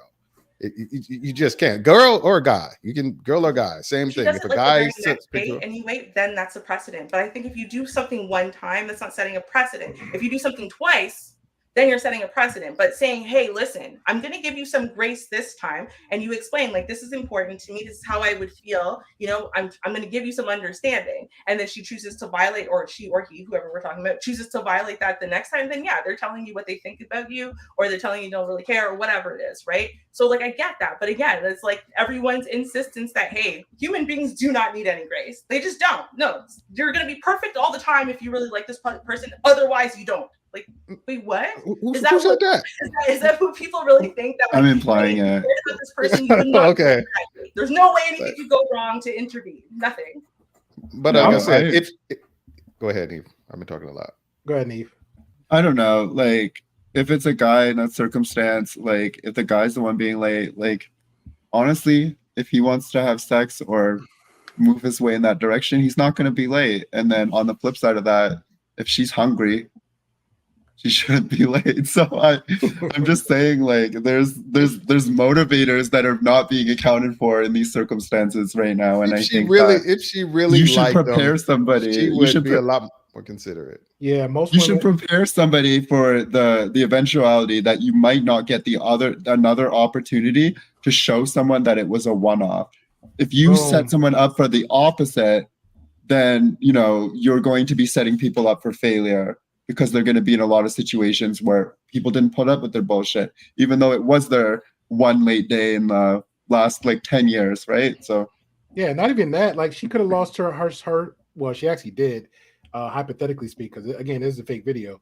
Most people lose their spot in the rankings of, like, hey, again, your attentions. If my intentions be the girlfriend or the boyfriend or the guy, like, hey, I want to be the guy to actually have sex with you, they will actually lose their spot and just, number one, a bad first impression, just being late, not coming on time. Yeah, it sounds like y'all, right? But since I am the only chronically late person on the panel, right? I'm late too. No, I am too. Remember, I'm late to work all the time. I was late to work all the time. Yeah. Okay, but then you were able to fight about it. Who's later? Something out, and it was just a matter of you leaving early. My mom actually ended up having to do the same thing, because she was used to being in management positions where it didn't matter, and then she ended up working for this insurance company, and she was going to lose her job, and she could not afford to lose her job, so she started getting to work 3 hours early just so she couldn't be late. What we're right? exploring is, why is it that you take the stance? Why do you have a problem with the question? Why do you spend so much money on this particular person? Why do you spend so much? Why have a problem with that? All right, fair enough. All right, so let me share this. What was last that? one. Oh, that was me. I'm sorry. Or okay, that's why I stopped talking, because I could hear that. So that was the wrap it up, B. They played you off. He played you off like the Oscar. I know. That was not really. All right, I know. Hey, but fair. Hey, you know what? That's some petty. Got you, Dane.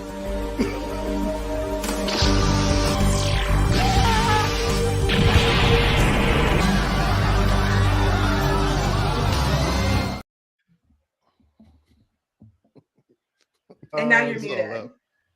Okay, I'm here for it. So love the petties, like cocaine here. All right, so let me share this.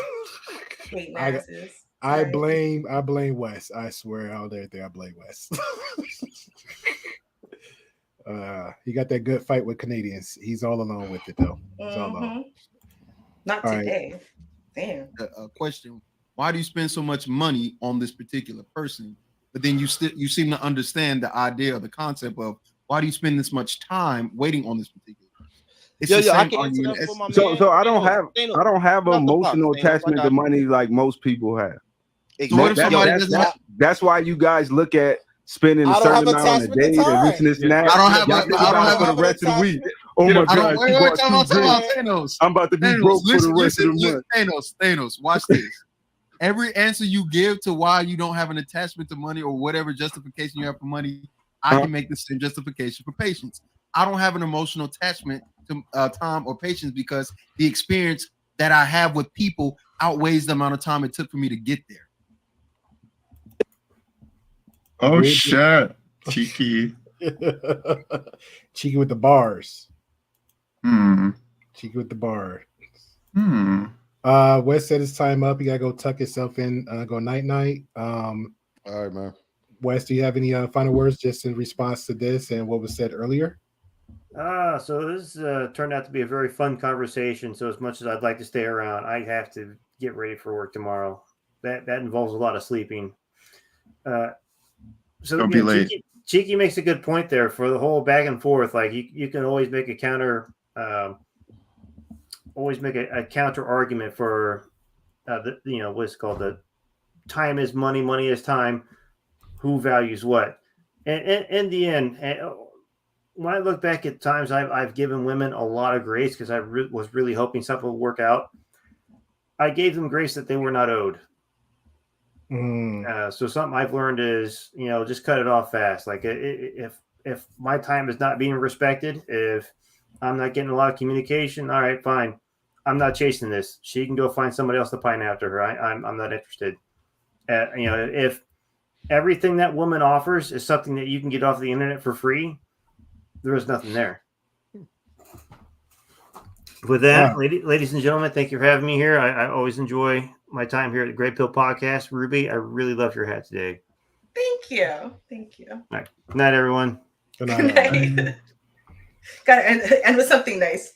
I ain't gonna lie, low key. I was waiting for. I thought you were gonna throw in like a little petty something. Right? There. I was like, I was shocked. I guess maybe he feels I got too many punches in general from the whole panel, so he didn't have to today. I didn't say anything, but it's okay. Oh man. Yeah. Did anybody agree to what? Disagree with what comments with Wes and what Cheeky said in the video? Well, okay. This is what I think. And I mean, I agree with what Wes said. I just think, and I think part of the issue is a lot of times, and people can disagree with me, it's fine.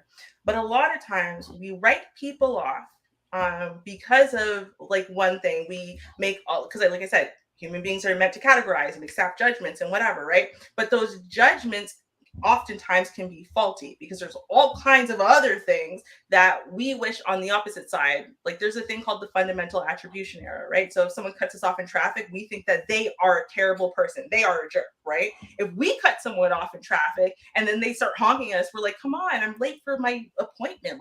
Geez, I didn't mean to, right? And so it's like we infer if someone else does something that we don't like, right? Then they did it because they are a terrible person, right? But when we or someone we love, people we care about, when they do something terrible, we blame the situation, we blame the environmental factors for making them do it, right? And I think that sometimes we allow that kind of mental shortcut to happen too much. And so we aren't willing to stop and be like, I don't know you that well, but maybe I should try to evaluate more than this one situation, worst case scenario, right? Because a lot of times you're going to end up writing people off when they might be really good people. Other people are going to keep around because they're always on time for everything, but they're terrible people. So it seems like they respect your time, but they don't. They just show up on time and do all these things to manipulate you into believing that they care about you and your time, but they don't. They're really using you, right? They're really doing other things. Whereas in the person who is just a little bit, messy and a little bit, cluttery and a little late, right? Really has a heart of gold and would have done everything, to the moon and back to be supportive of you and to care about you and to never use you and to always value you, right? So I think that sometimes we just like we're just not willing to give people grace when maybe we should. Maybe we don't have enough information to really make that snap judgment accurately. Yeah, again, for me, it's just a situation that occurs. If I plan date or we say we are something or whatever, I feel like that's free grace automatically because I'm coming in with, I guess, my good intentions. But I will also just need some kind of grace back, just like, look, something is coming up, something came up, let me let you know. For me, that goes a long way. If I'm not hearing from you or something, just I take this like a ghosting vibe or just like disrespect in some kind of form. And then I happen to be there and I'm still like tick, tick, tick, like what's going on. And then come to find out you don't have a broke leg or a pinky toe, family member didn't pass away. And I'm like, wow, really? Me personally, do I still give that person grace? And I would not reach out to that person. I would hope that person would just like, you know what? I feel really horrible. Let me reach out to this person to have a conversation because I'm a sucker for like, people apologize for stuff they admitted wrong and showing some sympathy with it, but it comes with actions right behind it. Pretty much what you said before, like, hey, I messed up, so let me like, hey, you know what? If I get the vibe, if he's gonna pay the full amount date, let me just go half on, or let me just pay the full amount. It's women out there like that. So I know a lot of guys like, oh no, no, it's women out there that actually shows that kind of grace. I'm like, look, you know what? I came late, even if it's just 5 minutes late, because I know we're extending the hour part, but some women were like, yo, I messed up, I dropped the ball on something. Hey, you know what? You've been cool. I like you. We've been having a great vibes the whole time. Your character been great. It's me. I got the bill on this. You know what? And that's it. So it'd be some women out there like that. Yeah, no grace without consideration. Correct. If you don't give me consideration, I don't give you no grace. Yeah, that's just the way it is. So why can you hear that from him? But when I say you don't hear me, I don't. Okay, it's fine. It's fine. No. That's emotional damage. Seriously, I don't remember you said, but you did say it that simple. If you say, "Hey, give him consideration," you'll get grace. See how easy that is. I literally said, "Come out and be like, I am so sorry." Da, da, da, da. I said, from what I understand, she absolutely did text him in advance because they had whole conversations in advance saying she's running late, she's still getting ready, and no, you can't come into my apartment while I'm running late and trying to finish getting ready because I don't feel comfortable with that. Yeah. So those two conversations happened before she came down, from my understanding. And so given that she did notify him, then my issue is not the fact that she was running late. It's okay for him. What a consideration is, if you say, "Hey, I'm running late," there's a difference between, "Hey, I'm running late," and you're gonna be sitting in your car for an hour. Okay. All right, before y'all get into it, we're gonna give final thoughts for Nee because she says she has to go. And let me respond to Mandrell. Yes, Mandrell, this is why people watch videos. Or again, I'm not gonna knock you because you probably have a life. We haven't said it. This is probably the third time again announcing it. Yes, we are all aware the video is fake. Yeah. I do this enough to the basics. Ruby goes extensively beyond when it comes to research. This was basic. We all know the video is fake. It's just a conversation surrounding the fact of just the first dates, the in consideration, what have you, and all the little blah, blah, blah that goes with it. That's pretty much we're having a conversation. We personally don't care about this in particular girl, like we particularly don't give a crap about Priscilla. Because if we did, we'd be doing what everybody else be doing. Back and forth videos and all this stuff, clippings, weird little stuff people say. It's just a conversation. Know my channel long enough. You've been on this platform so many times to understand that I actually have a conversation over here. Unless it's me solo dolo, I'm pretty much going all Obi-No-One Kenobi on somebody. Shout out to Pearly Things and all the other weirdo little red pillars out there. So there you go. Give me some, Mandrell, give me some kind of grace, okay? Because I give you grace too, sir. I don't assume. Neve. Okay. By your grace, do you mind giving us the final thoughts on everything that was said? Yeah, here's and Brittany, Ruby want to ask you a thoughts. question. Go ahead, Brittany. If you want to ask a question, and go ahead, Neve. Okay. Sorry. No, you're good. Yeah, I just want to say, obviously, I said a lot of heinous shit today. just like to add some nuance into the conversation. I think that's really important.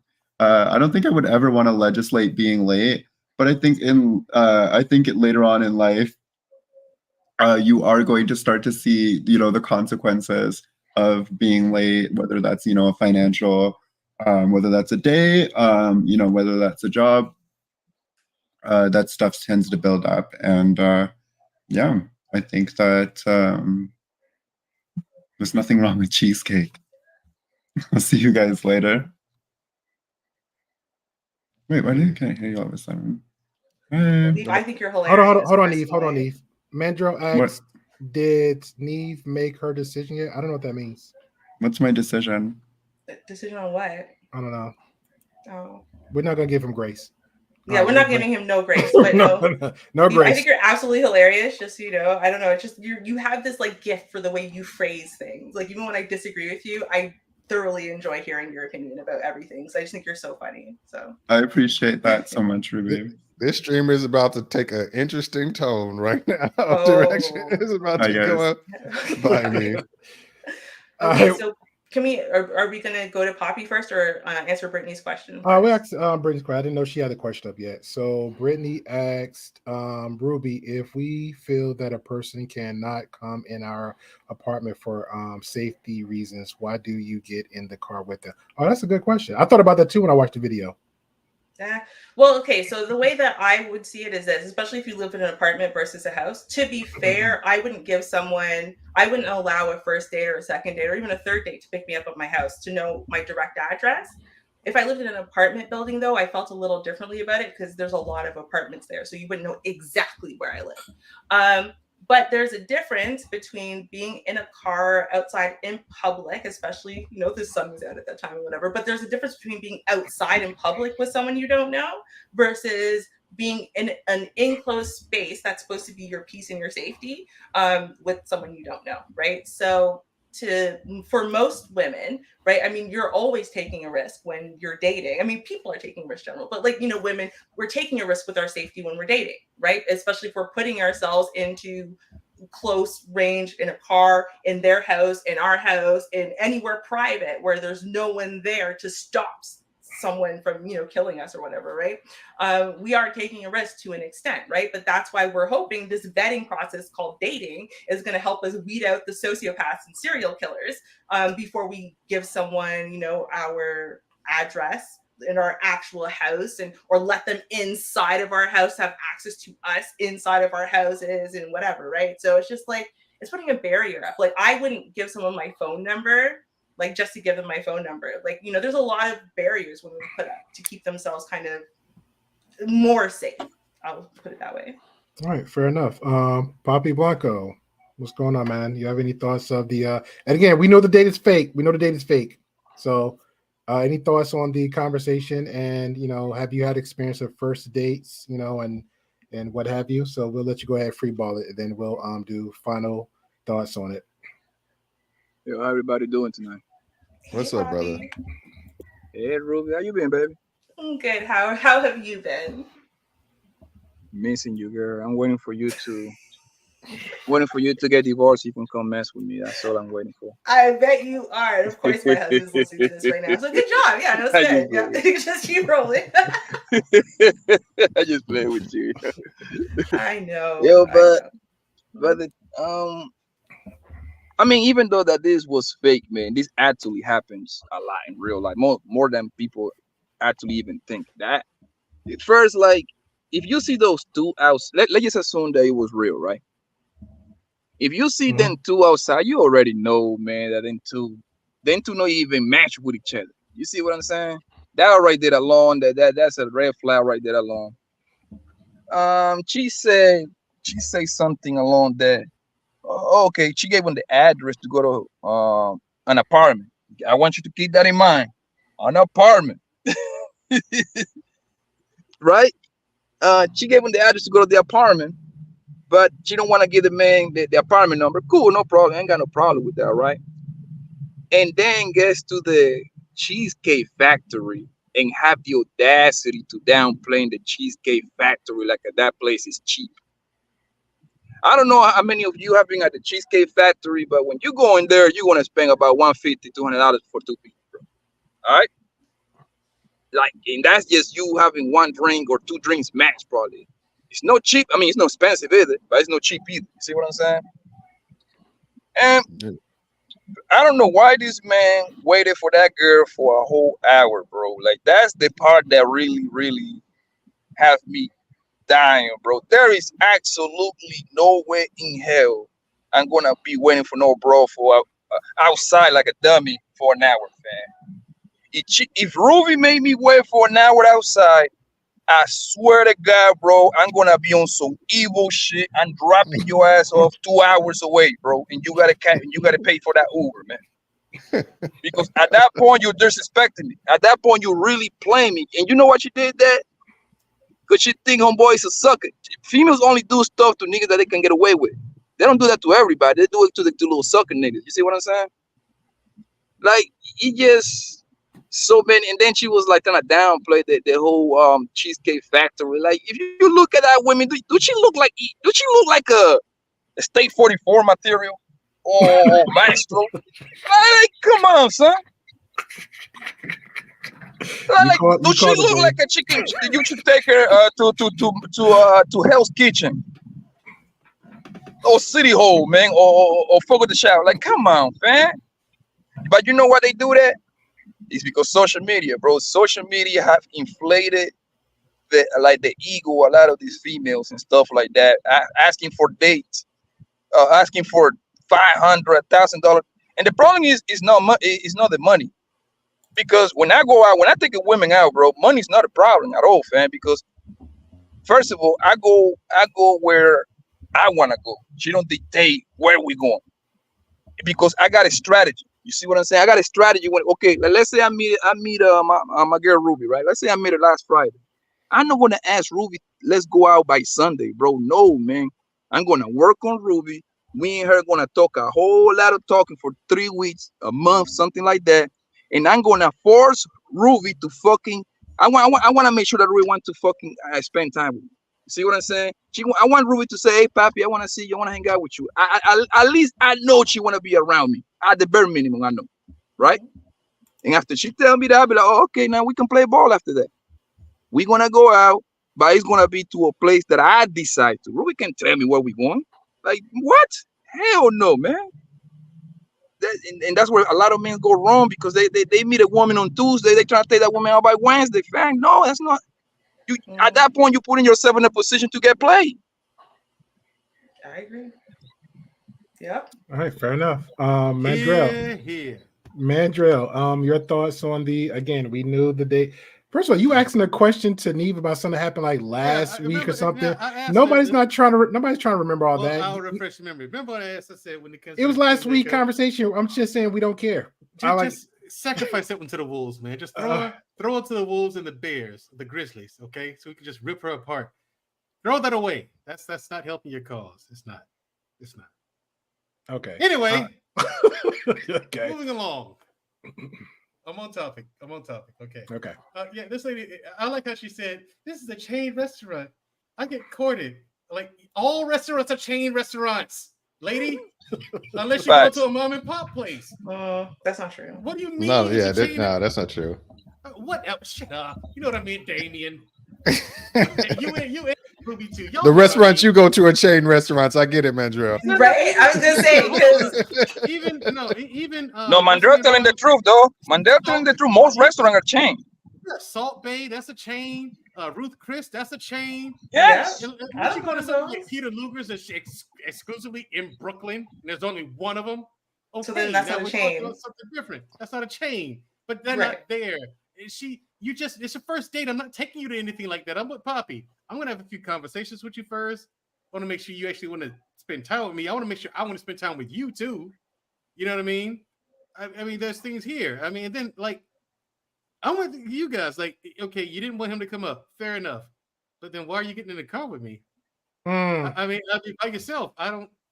This doesn't make any sense. But if that's how you feel safe, fair enough. I could do what Poppy did. It was a suggestion.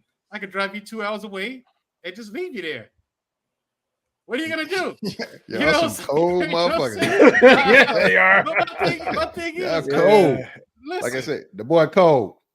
listen, Poppy's right. I mean, like, the whole thing, I don't feel safe. That doesn't make any sense, lady. Yeah, she violated that man, bro. She Right. violated And that man. look, being late is one thing. I understand that you need 15 minutes or so. A whole hour? Stop playing. That's not late. That's Well, how late inconsiderate. did you get home? That's inconsiderate. And then when we got to the Cheesecake Factory, okay, and she acted like that, I would have immediately go, I'd have been nice. I'd have been a gentleman about it. I'd have called her an Uber because I'm not driving you anywhere else ever. I'll be nice. That's hold on. That's as nice as I will be with you. Calling you an Uber.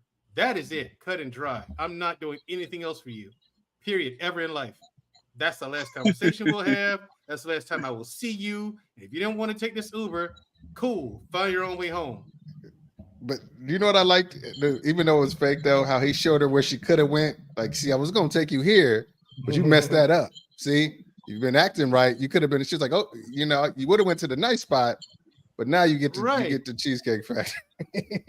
Yeah, one thing I want men to understand is no matter what color this woman is, what race, religion, background, men need to understand that women will be late. That's one of the things they will do to you, bro. Every woman as being late to their date, nigga, like that's 100% right there, bro. So the way I do it, bro, that's fine, Bobby, but holy shit. No, I'm fine. No, I'm cool with that. The way I do it to avoid me getting myself mad is I tell homegirl to meet me at the place. You know why? Because I'm about to do me at the bar, and it's up to you. You might want to get there early because I'm looking for your replacement at that bar at that particular moment too. So you don't want to play with me, man.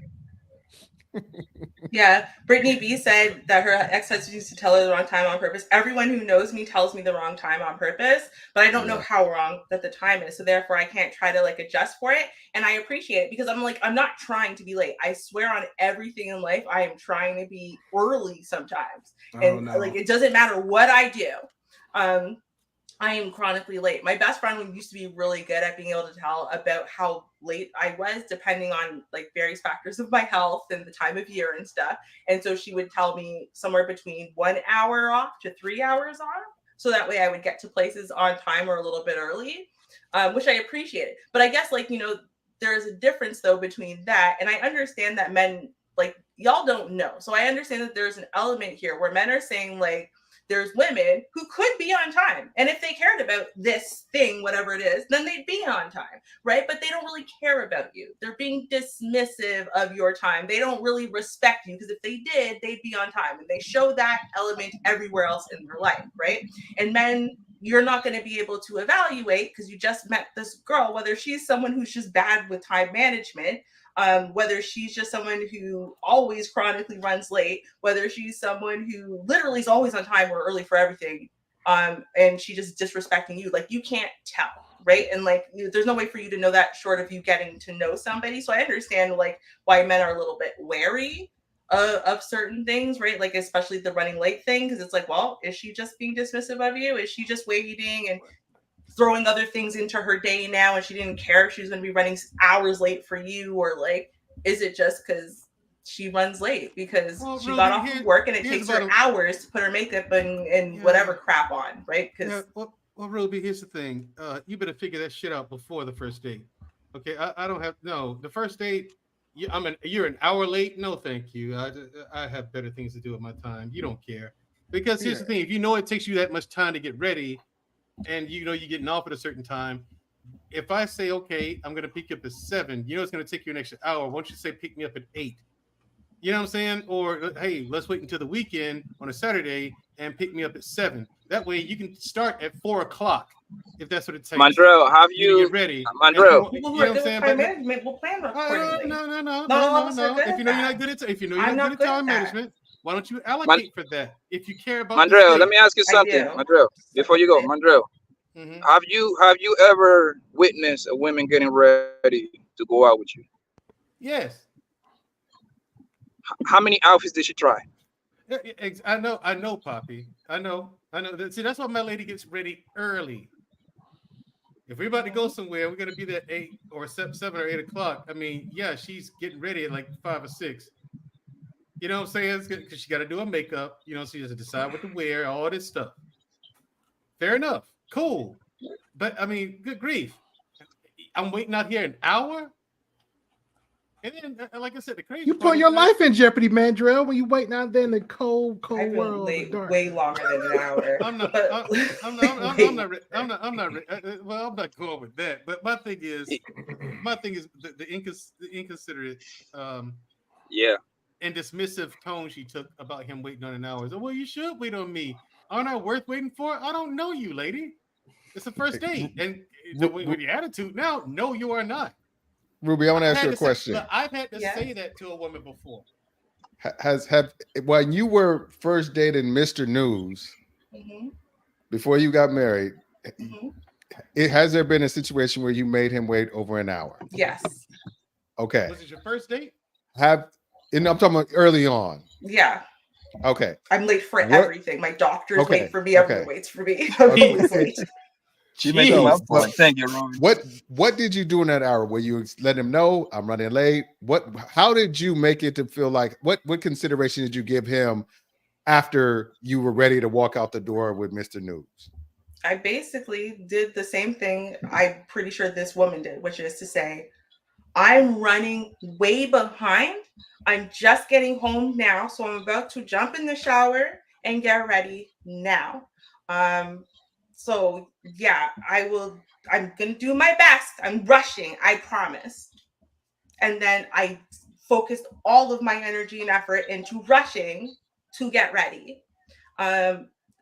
It wasn't like 10 minutes. It feels like it's only 10 minutes that went by because I was rushing so much, but I was not just like, that's part of the issue is you think you're being really fast. Well, for people like me, I think I'm being really fast. I think that it's only taking me 10, 15 minutes, but it's taking me like an hour and 20 minutes. Like it's taking way longer than I'm thinking that it's taking me, even though I'm actively trying, right? So, and is that annoying? Absolutely. I'm sure it's absolutely very annoying, right? But like to know that I'm not aiming it at you on purpose and like it's like no disrespect at him. I'm just like I'm literally bad with time management. What did you say to Mr. News? What did you say? What did you say I literally said exactly what I told you.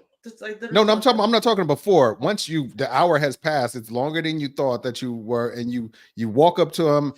What is the first thing out of your mouth when you see Mr. News after you've made him wait over an hour? Well, like I said, what I think she should have said, which is, okay. I'm so sorry. You know what I mean? Like time totally got away from me. And, I cannot believe that this long went by. I'm so sorry. I'm so bad with time management. I'm going to do better next time. You know what I mean? What can I do to make it up to you? Okay. See, that's fine. That's totally fine. Let me finish. But if Mr. News was in his car waiting outside because you're not comfortable, would you feel like he would have been justified to leave and kind of just be like, hey, it's obvious this is not going to work out now. Let's try to schedule something for another time when that's better, that you have more time available. What would have been your thoughts if he would have done something like that? Well, or has he done something like that? No, if he did that, then there probably is a good chance it wouldn't work out between us, right? Because like if the timing thing was that important to him and he took it to be a sign of disrespect, and I was not at all trying to disrespect him, right? But like that was that important to him, then he probably shouldn't be with someone like me, because it doesn't matter what other positives or good traits I have. If that is like if that's like bottom line, you know what I mean? That's a red flag. There's no discussion about that for him.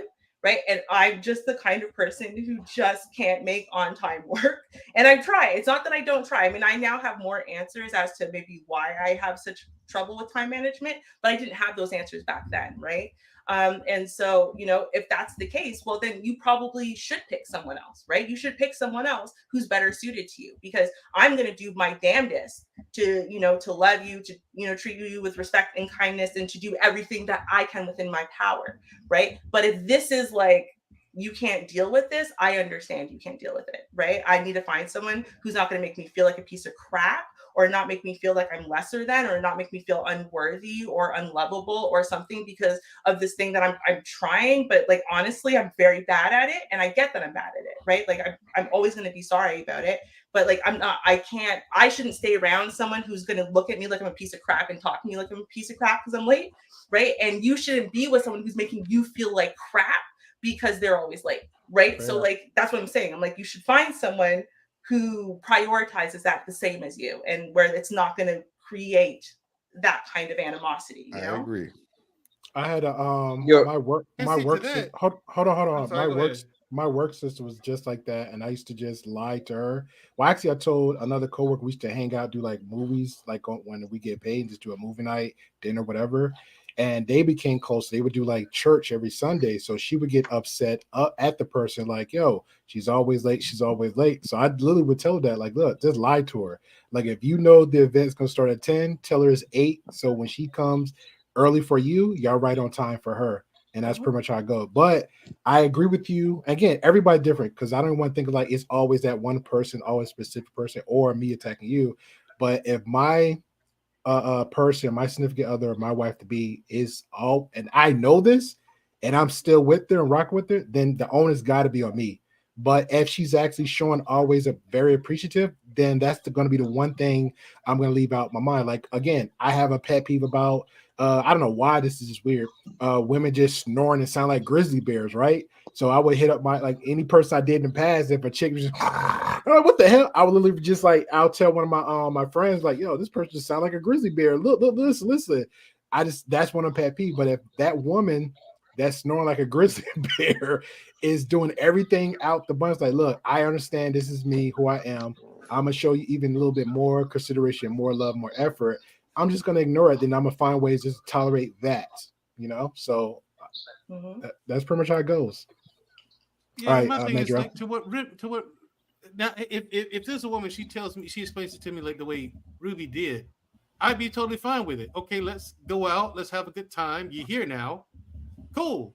Let's go have a good time and like, try to enjoy each other's company. You know what I mean? And no harm, no foul after that.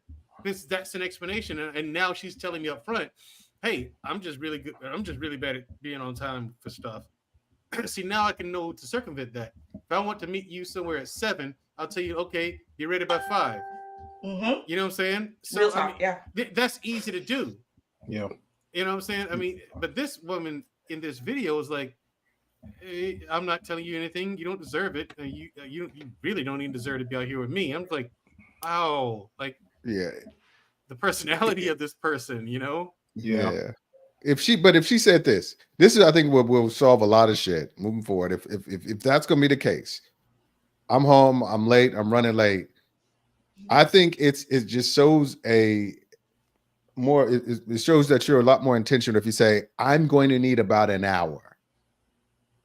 Not you just wait until I'm done. You have no clue how long that's going to be.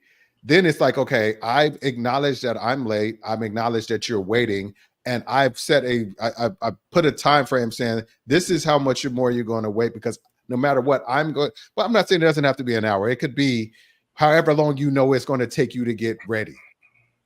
Minus the trying on 50 different outfits. Kind of be a little more considerate that. I agree with you on that. Yeah, say, be like, I'm going to need about an hour. I'm sorry, I'm going to need about an hour because that's how long it's going to take me to get ready. I want to look really nice.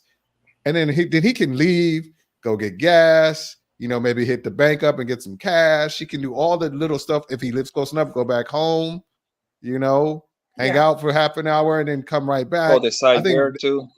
Yeah, that was on the table too. That was an option too on the table. I was about to say go rub one out, but Yeah,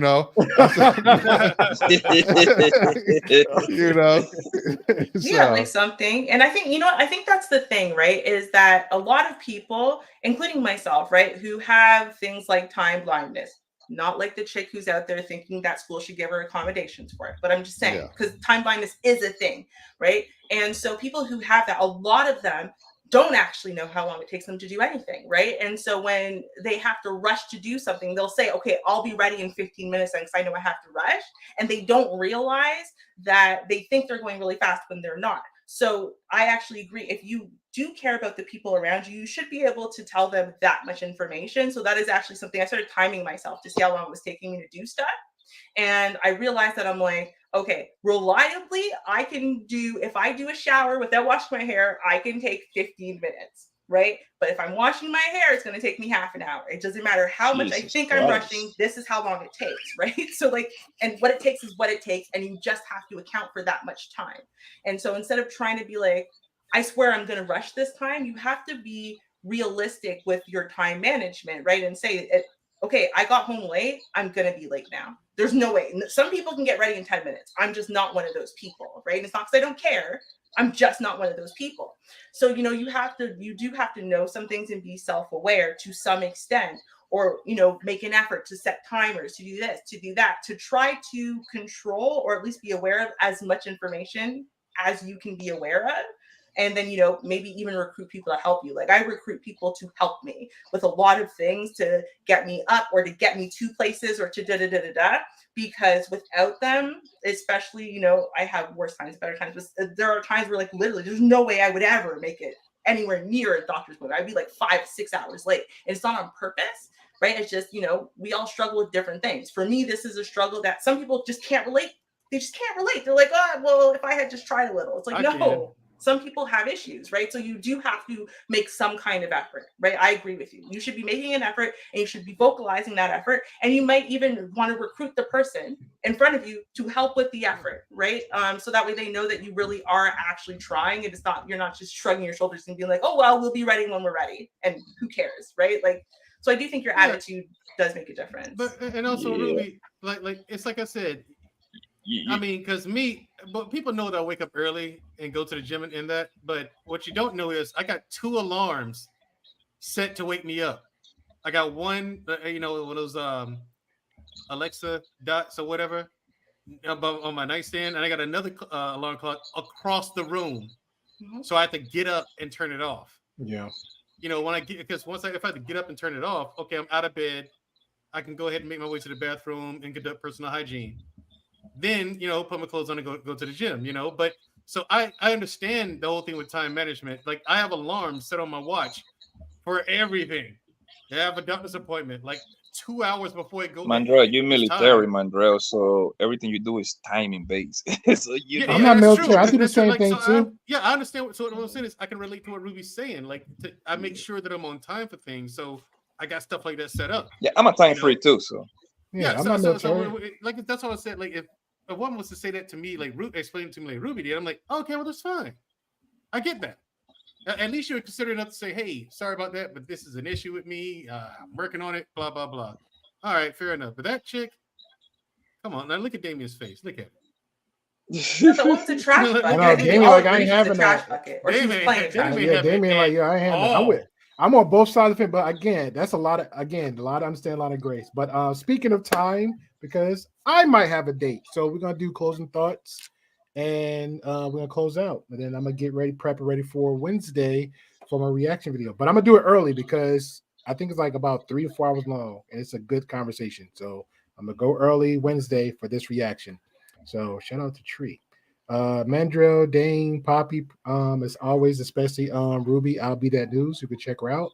Her link and everybody's link will be in the description, especially Mandrell's new link for his channel. And Mandrell, do you mind? Because since I have you here, and I take it as a blessing and a grace for me. So do you mind explaining your new channel? Because that would be the only channel of yours I would promote.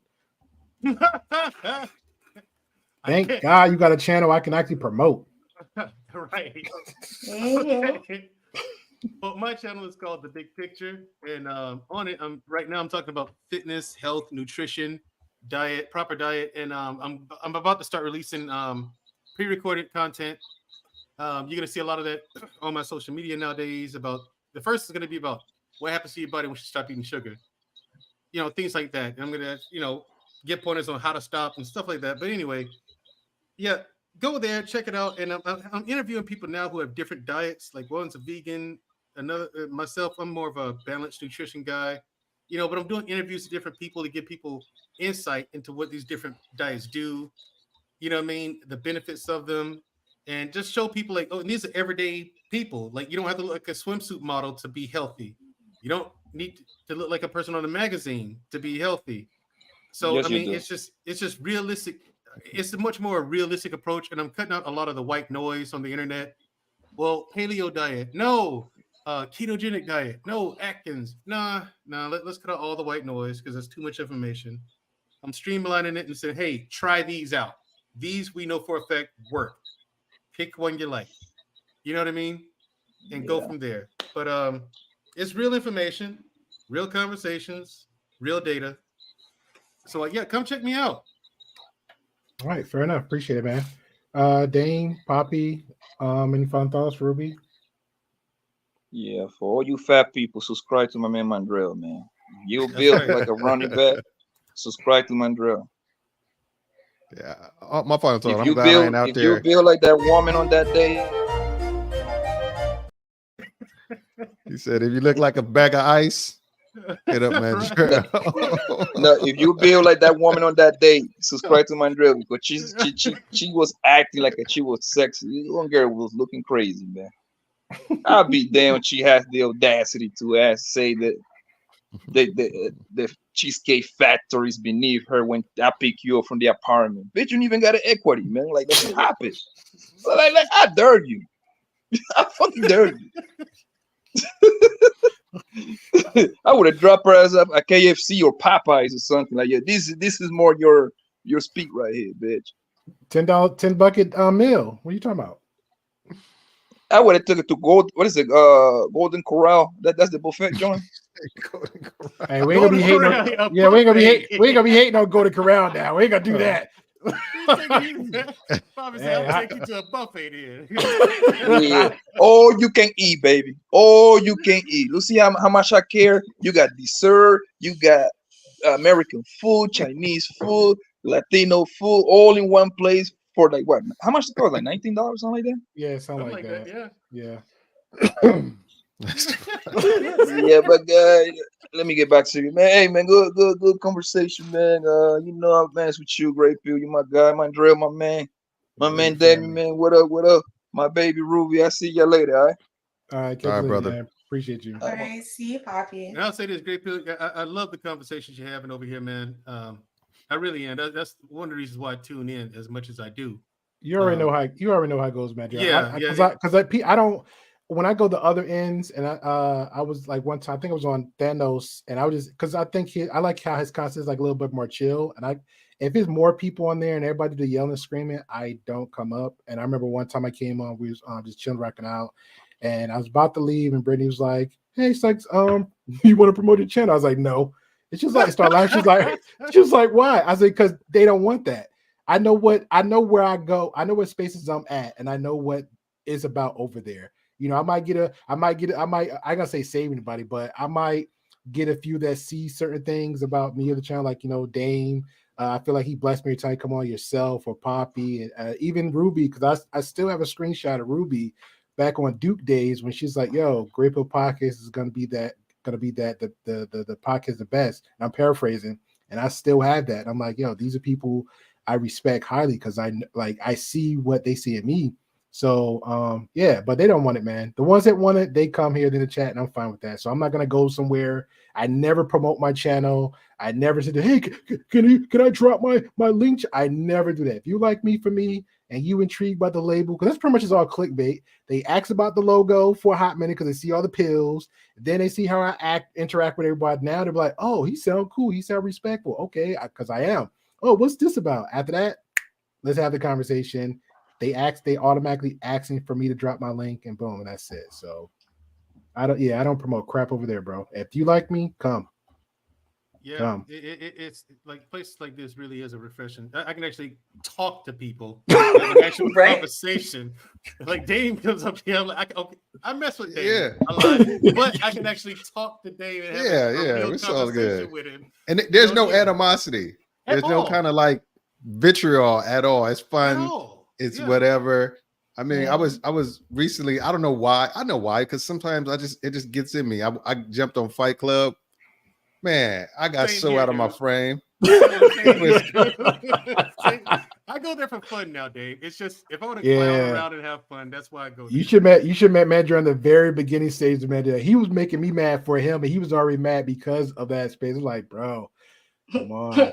And Grace was like, why do you go? Nah. And Hey, I'm like, I don't know, man. It ain't Fight Club set. I'm talking about, hey, Brittany, I'm talking about me. I get out of my own. I try to be stoic and cool, maybe throw a joke in there.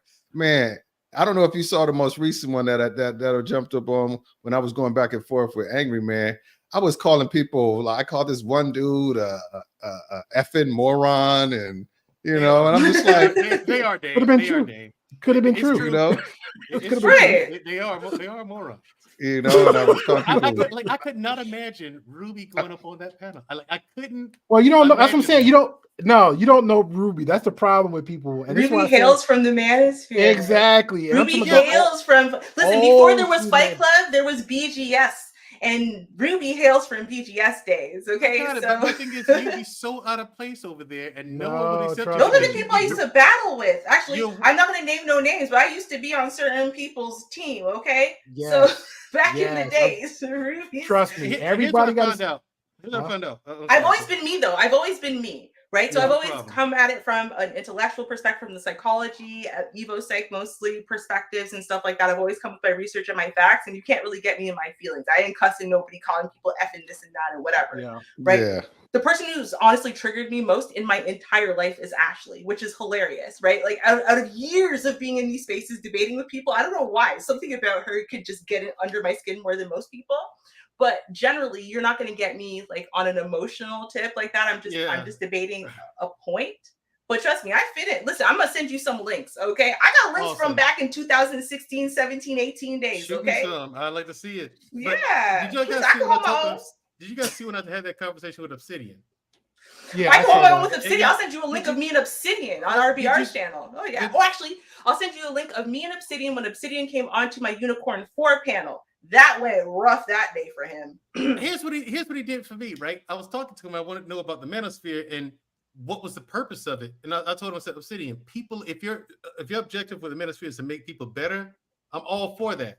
But people have gotten worse in this small little year and a half that I've been here. People have gotten worse, way worse. And I was like, so what is the objective here? He said, well, I'm here for, I'm about entertainment. People want to be entertained. And so my sister calls me up. She says, you know what he just told you, right? I said, what? She said, oh, man, Drill, niggas just going to be niggas.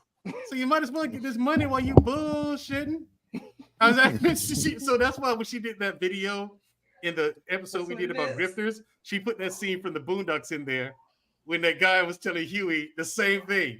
Like the guy was going on about Black Power, this and that, but he was only there grifting for the money. And she was like, that's exactly what he just told you. So now we know. The manosphere is a joke.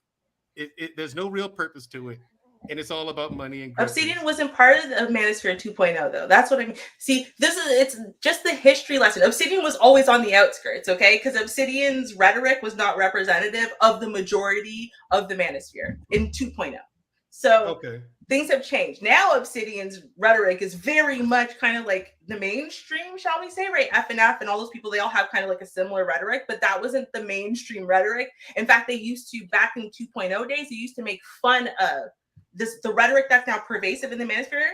The dudes used to make fun of that. They used to make fun of the guys who said things like that and who were talking about all women, this and that, and da-da-da, and couldn't get play and talking about the modern women problems and they couldn't get a woman to submit to them and all that stuff. They would make fun of those dudes all day. Yeah, and those same guys who used to make fun of those dudes are now up there, okay, in Fight Club and all these other places, big names, have totally changed. And now they're parroting the same nonsense, even though if you went back 8 years ago, they weren't talking about none of that. They were making fun of dudes who talk like them. So this is why I rock with Duke a lot, because like he's been doing at it like 2-3 years, and he just honestly it actually like that, like calling those specific people out, the quote unquote grifters and the consistent hypocrisy liars. You're going to still make your money because you're still calling them out. Like, because if they're so controversial, just call them out. And even if the people that hate watch, they're there giving you the views, the super chats, whatever. Because I remember even with Lead Attorney was talking about Tommy Closer. He's like, yeah, he was hating on me, but guess what? He sent not only one $20 super chat, but two $20 super chats, and the voices opinion. He stayed in the chat. He was sending super chats, voices opinion, but he was like, that's money. Either way you look at it, I'm getting paid because somebody disagree or hate watch or just can't stand something I say against them. So that's pretty much Duke. And Duke been at it for a long time. His numbers and his following just grew. But let one actually get on his nerve to the point where he drops Link and say you can come up and y'all have that interaction. Let that happen and see how that goes. It will not go in your favor, especially if you send the most idiotic nonsense stuff out your mind. Is ridiculous. But yeah, definitely again appreciate you guys. Damon, did you have final thoughts, good sir? Because I want to make sure get your final thoughts. I'm just glad I ain't out there in this world with you cats being single. I'm sorry. I'm looking. All right. On that note, I'm sorry, Ruby. Thoughts. I apologize. Geez, I'm feeling very overlooked today, GP. I'm just gonna let you know. Like, even before the stream started, you came and you went, "Hey, Dame, did you say hey, Ruby?" No, you didn't. See, I got feelings, Anyways, so to my final thoughts now. Oh, it got me. I'm actually gonna address two different things that were said in the chat by two ladies. I'm so happy we have the ladies participating. Oh yeah, we like at 47% of the female audience here, so I'm actually enjoying that. We're almost at the 50 mark, but we're at 40 is good because the last 13 is low, but I like a good balance of women and very diverse in here in the group. So thank you. Love it. So the first thing I want to address is something that Alicia said at 11:34 p.m. And she said, "If you accept all my shortcomings and have no boundaries, you will get ran over." Now, here's the problem, okay? Is you accepting my shortcomings should not be equivalent with having no boundaries, okay? I don't know why we talk about people in dating and relationships like everyone's basically the same. They're not, right? You're supposed to find somebody who naturally is in tune with you, right? As in, I have boundaries, you have boundaries, and we're both willing, in fact, happy to work within those boundaries, right? Because for example, my boundaries have nothing to do with whether you're on time or late. They're just not my boundaries, right? Not everyone's boundaries have to do with time. Some people's boundaries have to do with cheating. Mine don't really have anything to do with cheating. Mine have to do with honesty. Right now, some people would rather have boundaries revolving around cheating and have nothing to do with honesty because they like to lie a lot to get themselves out of hot water, right? We all have different boundaries, right? And we all have different shortcomings. And the point in life is to surround ourselves with people, right, who have like minds or at least can work with what we have, right? And so I have an issue with saying that because you should actually be with people, especially dating people and marrying people who accept your shortcomings. Because the truth of the matter is we're all going to have places we fail and all going to have places we have major shortcomings, okay? No one's perfect. Everyone sucks, right? It's all about me being able to vibe my suck with your suck and us being able to, not yuck your yum and vice versa and whatever, and work together, okay? That's why they say, marriage has a lot of labor in it. So generally, that's the thing. I mean, Alicia said I was going to tear a new. I said, no, listen, but I do have to address it because I do definitely think that there's an issue there where we conflate these things, and we should not conflate these things. The second thing I wanted to address actually was something Brittany said earlier, but I feel like she also reposted it. I'm looking for it. I'm not seeing it. It's a Jedi. Something about. Oh no, it's about me. She was trying to. The fact now I acknowledge it, so she got me. So she was talking about Jedi, like Jedi Star Wars. So she was saying something to trigger me. So the fact that you brought up now, I mentioned it. So she technically got me. So I was trying to ignore it the whole time. Oh. A lot of people know I'm fans of Star Wars. Oh, okay. Well, I wanted to address what she said before the Jedi part of it. She said, are we saying lying is good? Are we saying that sometimes good people have to do bad things for the manipulation? Well, here's the thing. Yeah, sometimes lying is good, right? So, for example, for someone like myself who literally, because Fatty asked, like, how do you feel when you're late? I hate being late. I literally hate it. It makes my skin crawl to walk in somewhere even 5 minutes late. I hate the whole drive down somewhere where I know I'm already late. Like, I hate being late. I hate every second I'm late, and I don't try to be late. I really don't. So if you were to lie to me to manipulate, my brain, which I did, again, I now know that there's actually a cognitive issue that prevents me from being able to manage my time well, like normal people, and using normal tactics, right? Right. Right. So neurotypical people do one thing, right? I need to do something else, but I didn't know that for most of my life, right? So now I'm working on stuff, but I didn't know that at the time, and it used to really hurt me. So should people have lied to me and told me that things start at different times and to manipulate me? Yes, they should, because they knew that I wasn't trying to be late. They knew that I would appreciate it so deeply. They knew that I would rather get there 3 hours early than even be 5 minutes late. They knew it. And they also knew that I was just not capable, no matter how much I tried of doing it on my own. Right. Because I didn't know what the roadblock was. So, and I do think there's other ways and other places where lying is a kindness. Right now, I don't think white lies are a kindness. Like, oh, do I look fat in this dress? And you do. You should say yes. Let them change so they don't look terrible outside. Right. Or like, do I have any spinach in my teeth? Don't say no if they do. Say yes, because they can get rid of it now. Right. So I mean, like, I do think that there are times where white lies are stupid, but I also do think that lying temporarily, right, to help someone or enable something that would be positive for everybody is a good thing. So I just want to say those two things. And otherwise, it's been great to talk to everyone in the game. No, I'm kidding. I lied to my kids all the time. No, it's a good discussion though. All right, fair enough. I appreciate it, guys. Tomorrow, Wednesday, definitely early. I'm gonna say maybe around like 6. It's 4 hours, so that's 10 to give everybody like either come in and go out. It's fine. I will be reacting to Tree of Life's conversation between, it was an issue of pretty much gonna be titled Toxic Relationship with young people that actually do real life streaming, which is the most weirdest, cringiest thing ever. So much so to the point where a lot happens. So we're going to unpack that and have a conversation for Wednesday they're going to start at 6. It may end at 9 because it's a lot. And then Friday or Saturday, I make a fun one where I'll do a reaction to something. So I think y'all will like it. So I appreciate you guys for coming on through. If you're new, definitely hit the subscribe button, definitely the like bell. If you have any suggestions as far as first dates, all that good stuff, let me know on the replay in the comment section so other people can see, so they understand that. Also, if there's some people that actually speak other languages out there, okay, I would love to have those. Welcome to the Great Pill Podcast. Like, share, subscribe, so I can have those here. I would love those. So thank you. I don't care what language it is: Russian, Italian, whatever. Some old Latin. Well, not old Latin. That might be a spell somewhere. We just don't know. Conjure of demons. So I appreciate you guys. Thank you. Cheers, y'all. I know you're out there. I can feel you now. I know that you're afraid. You're afraid of us. You're afraid of change.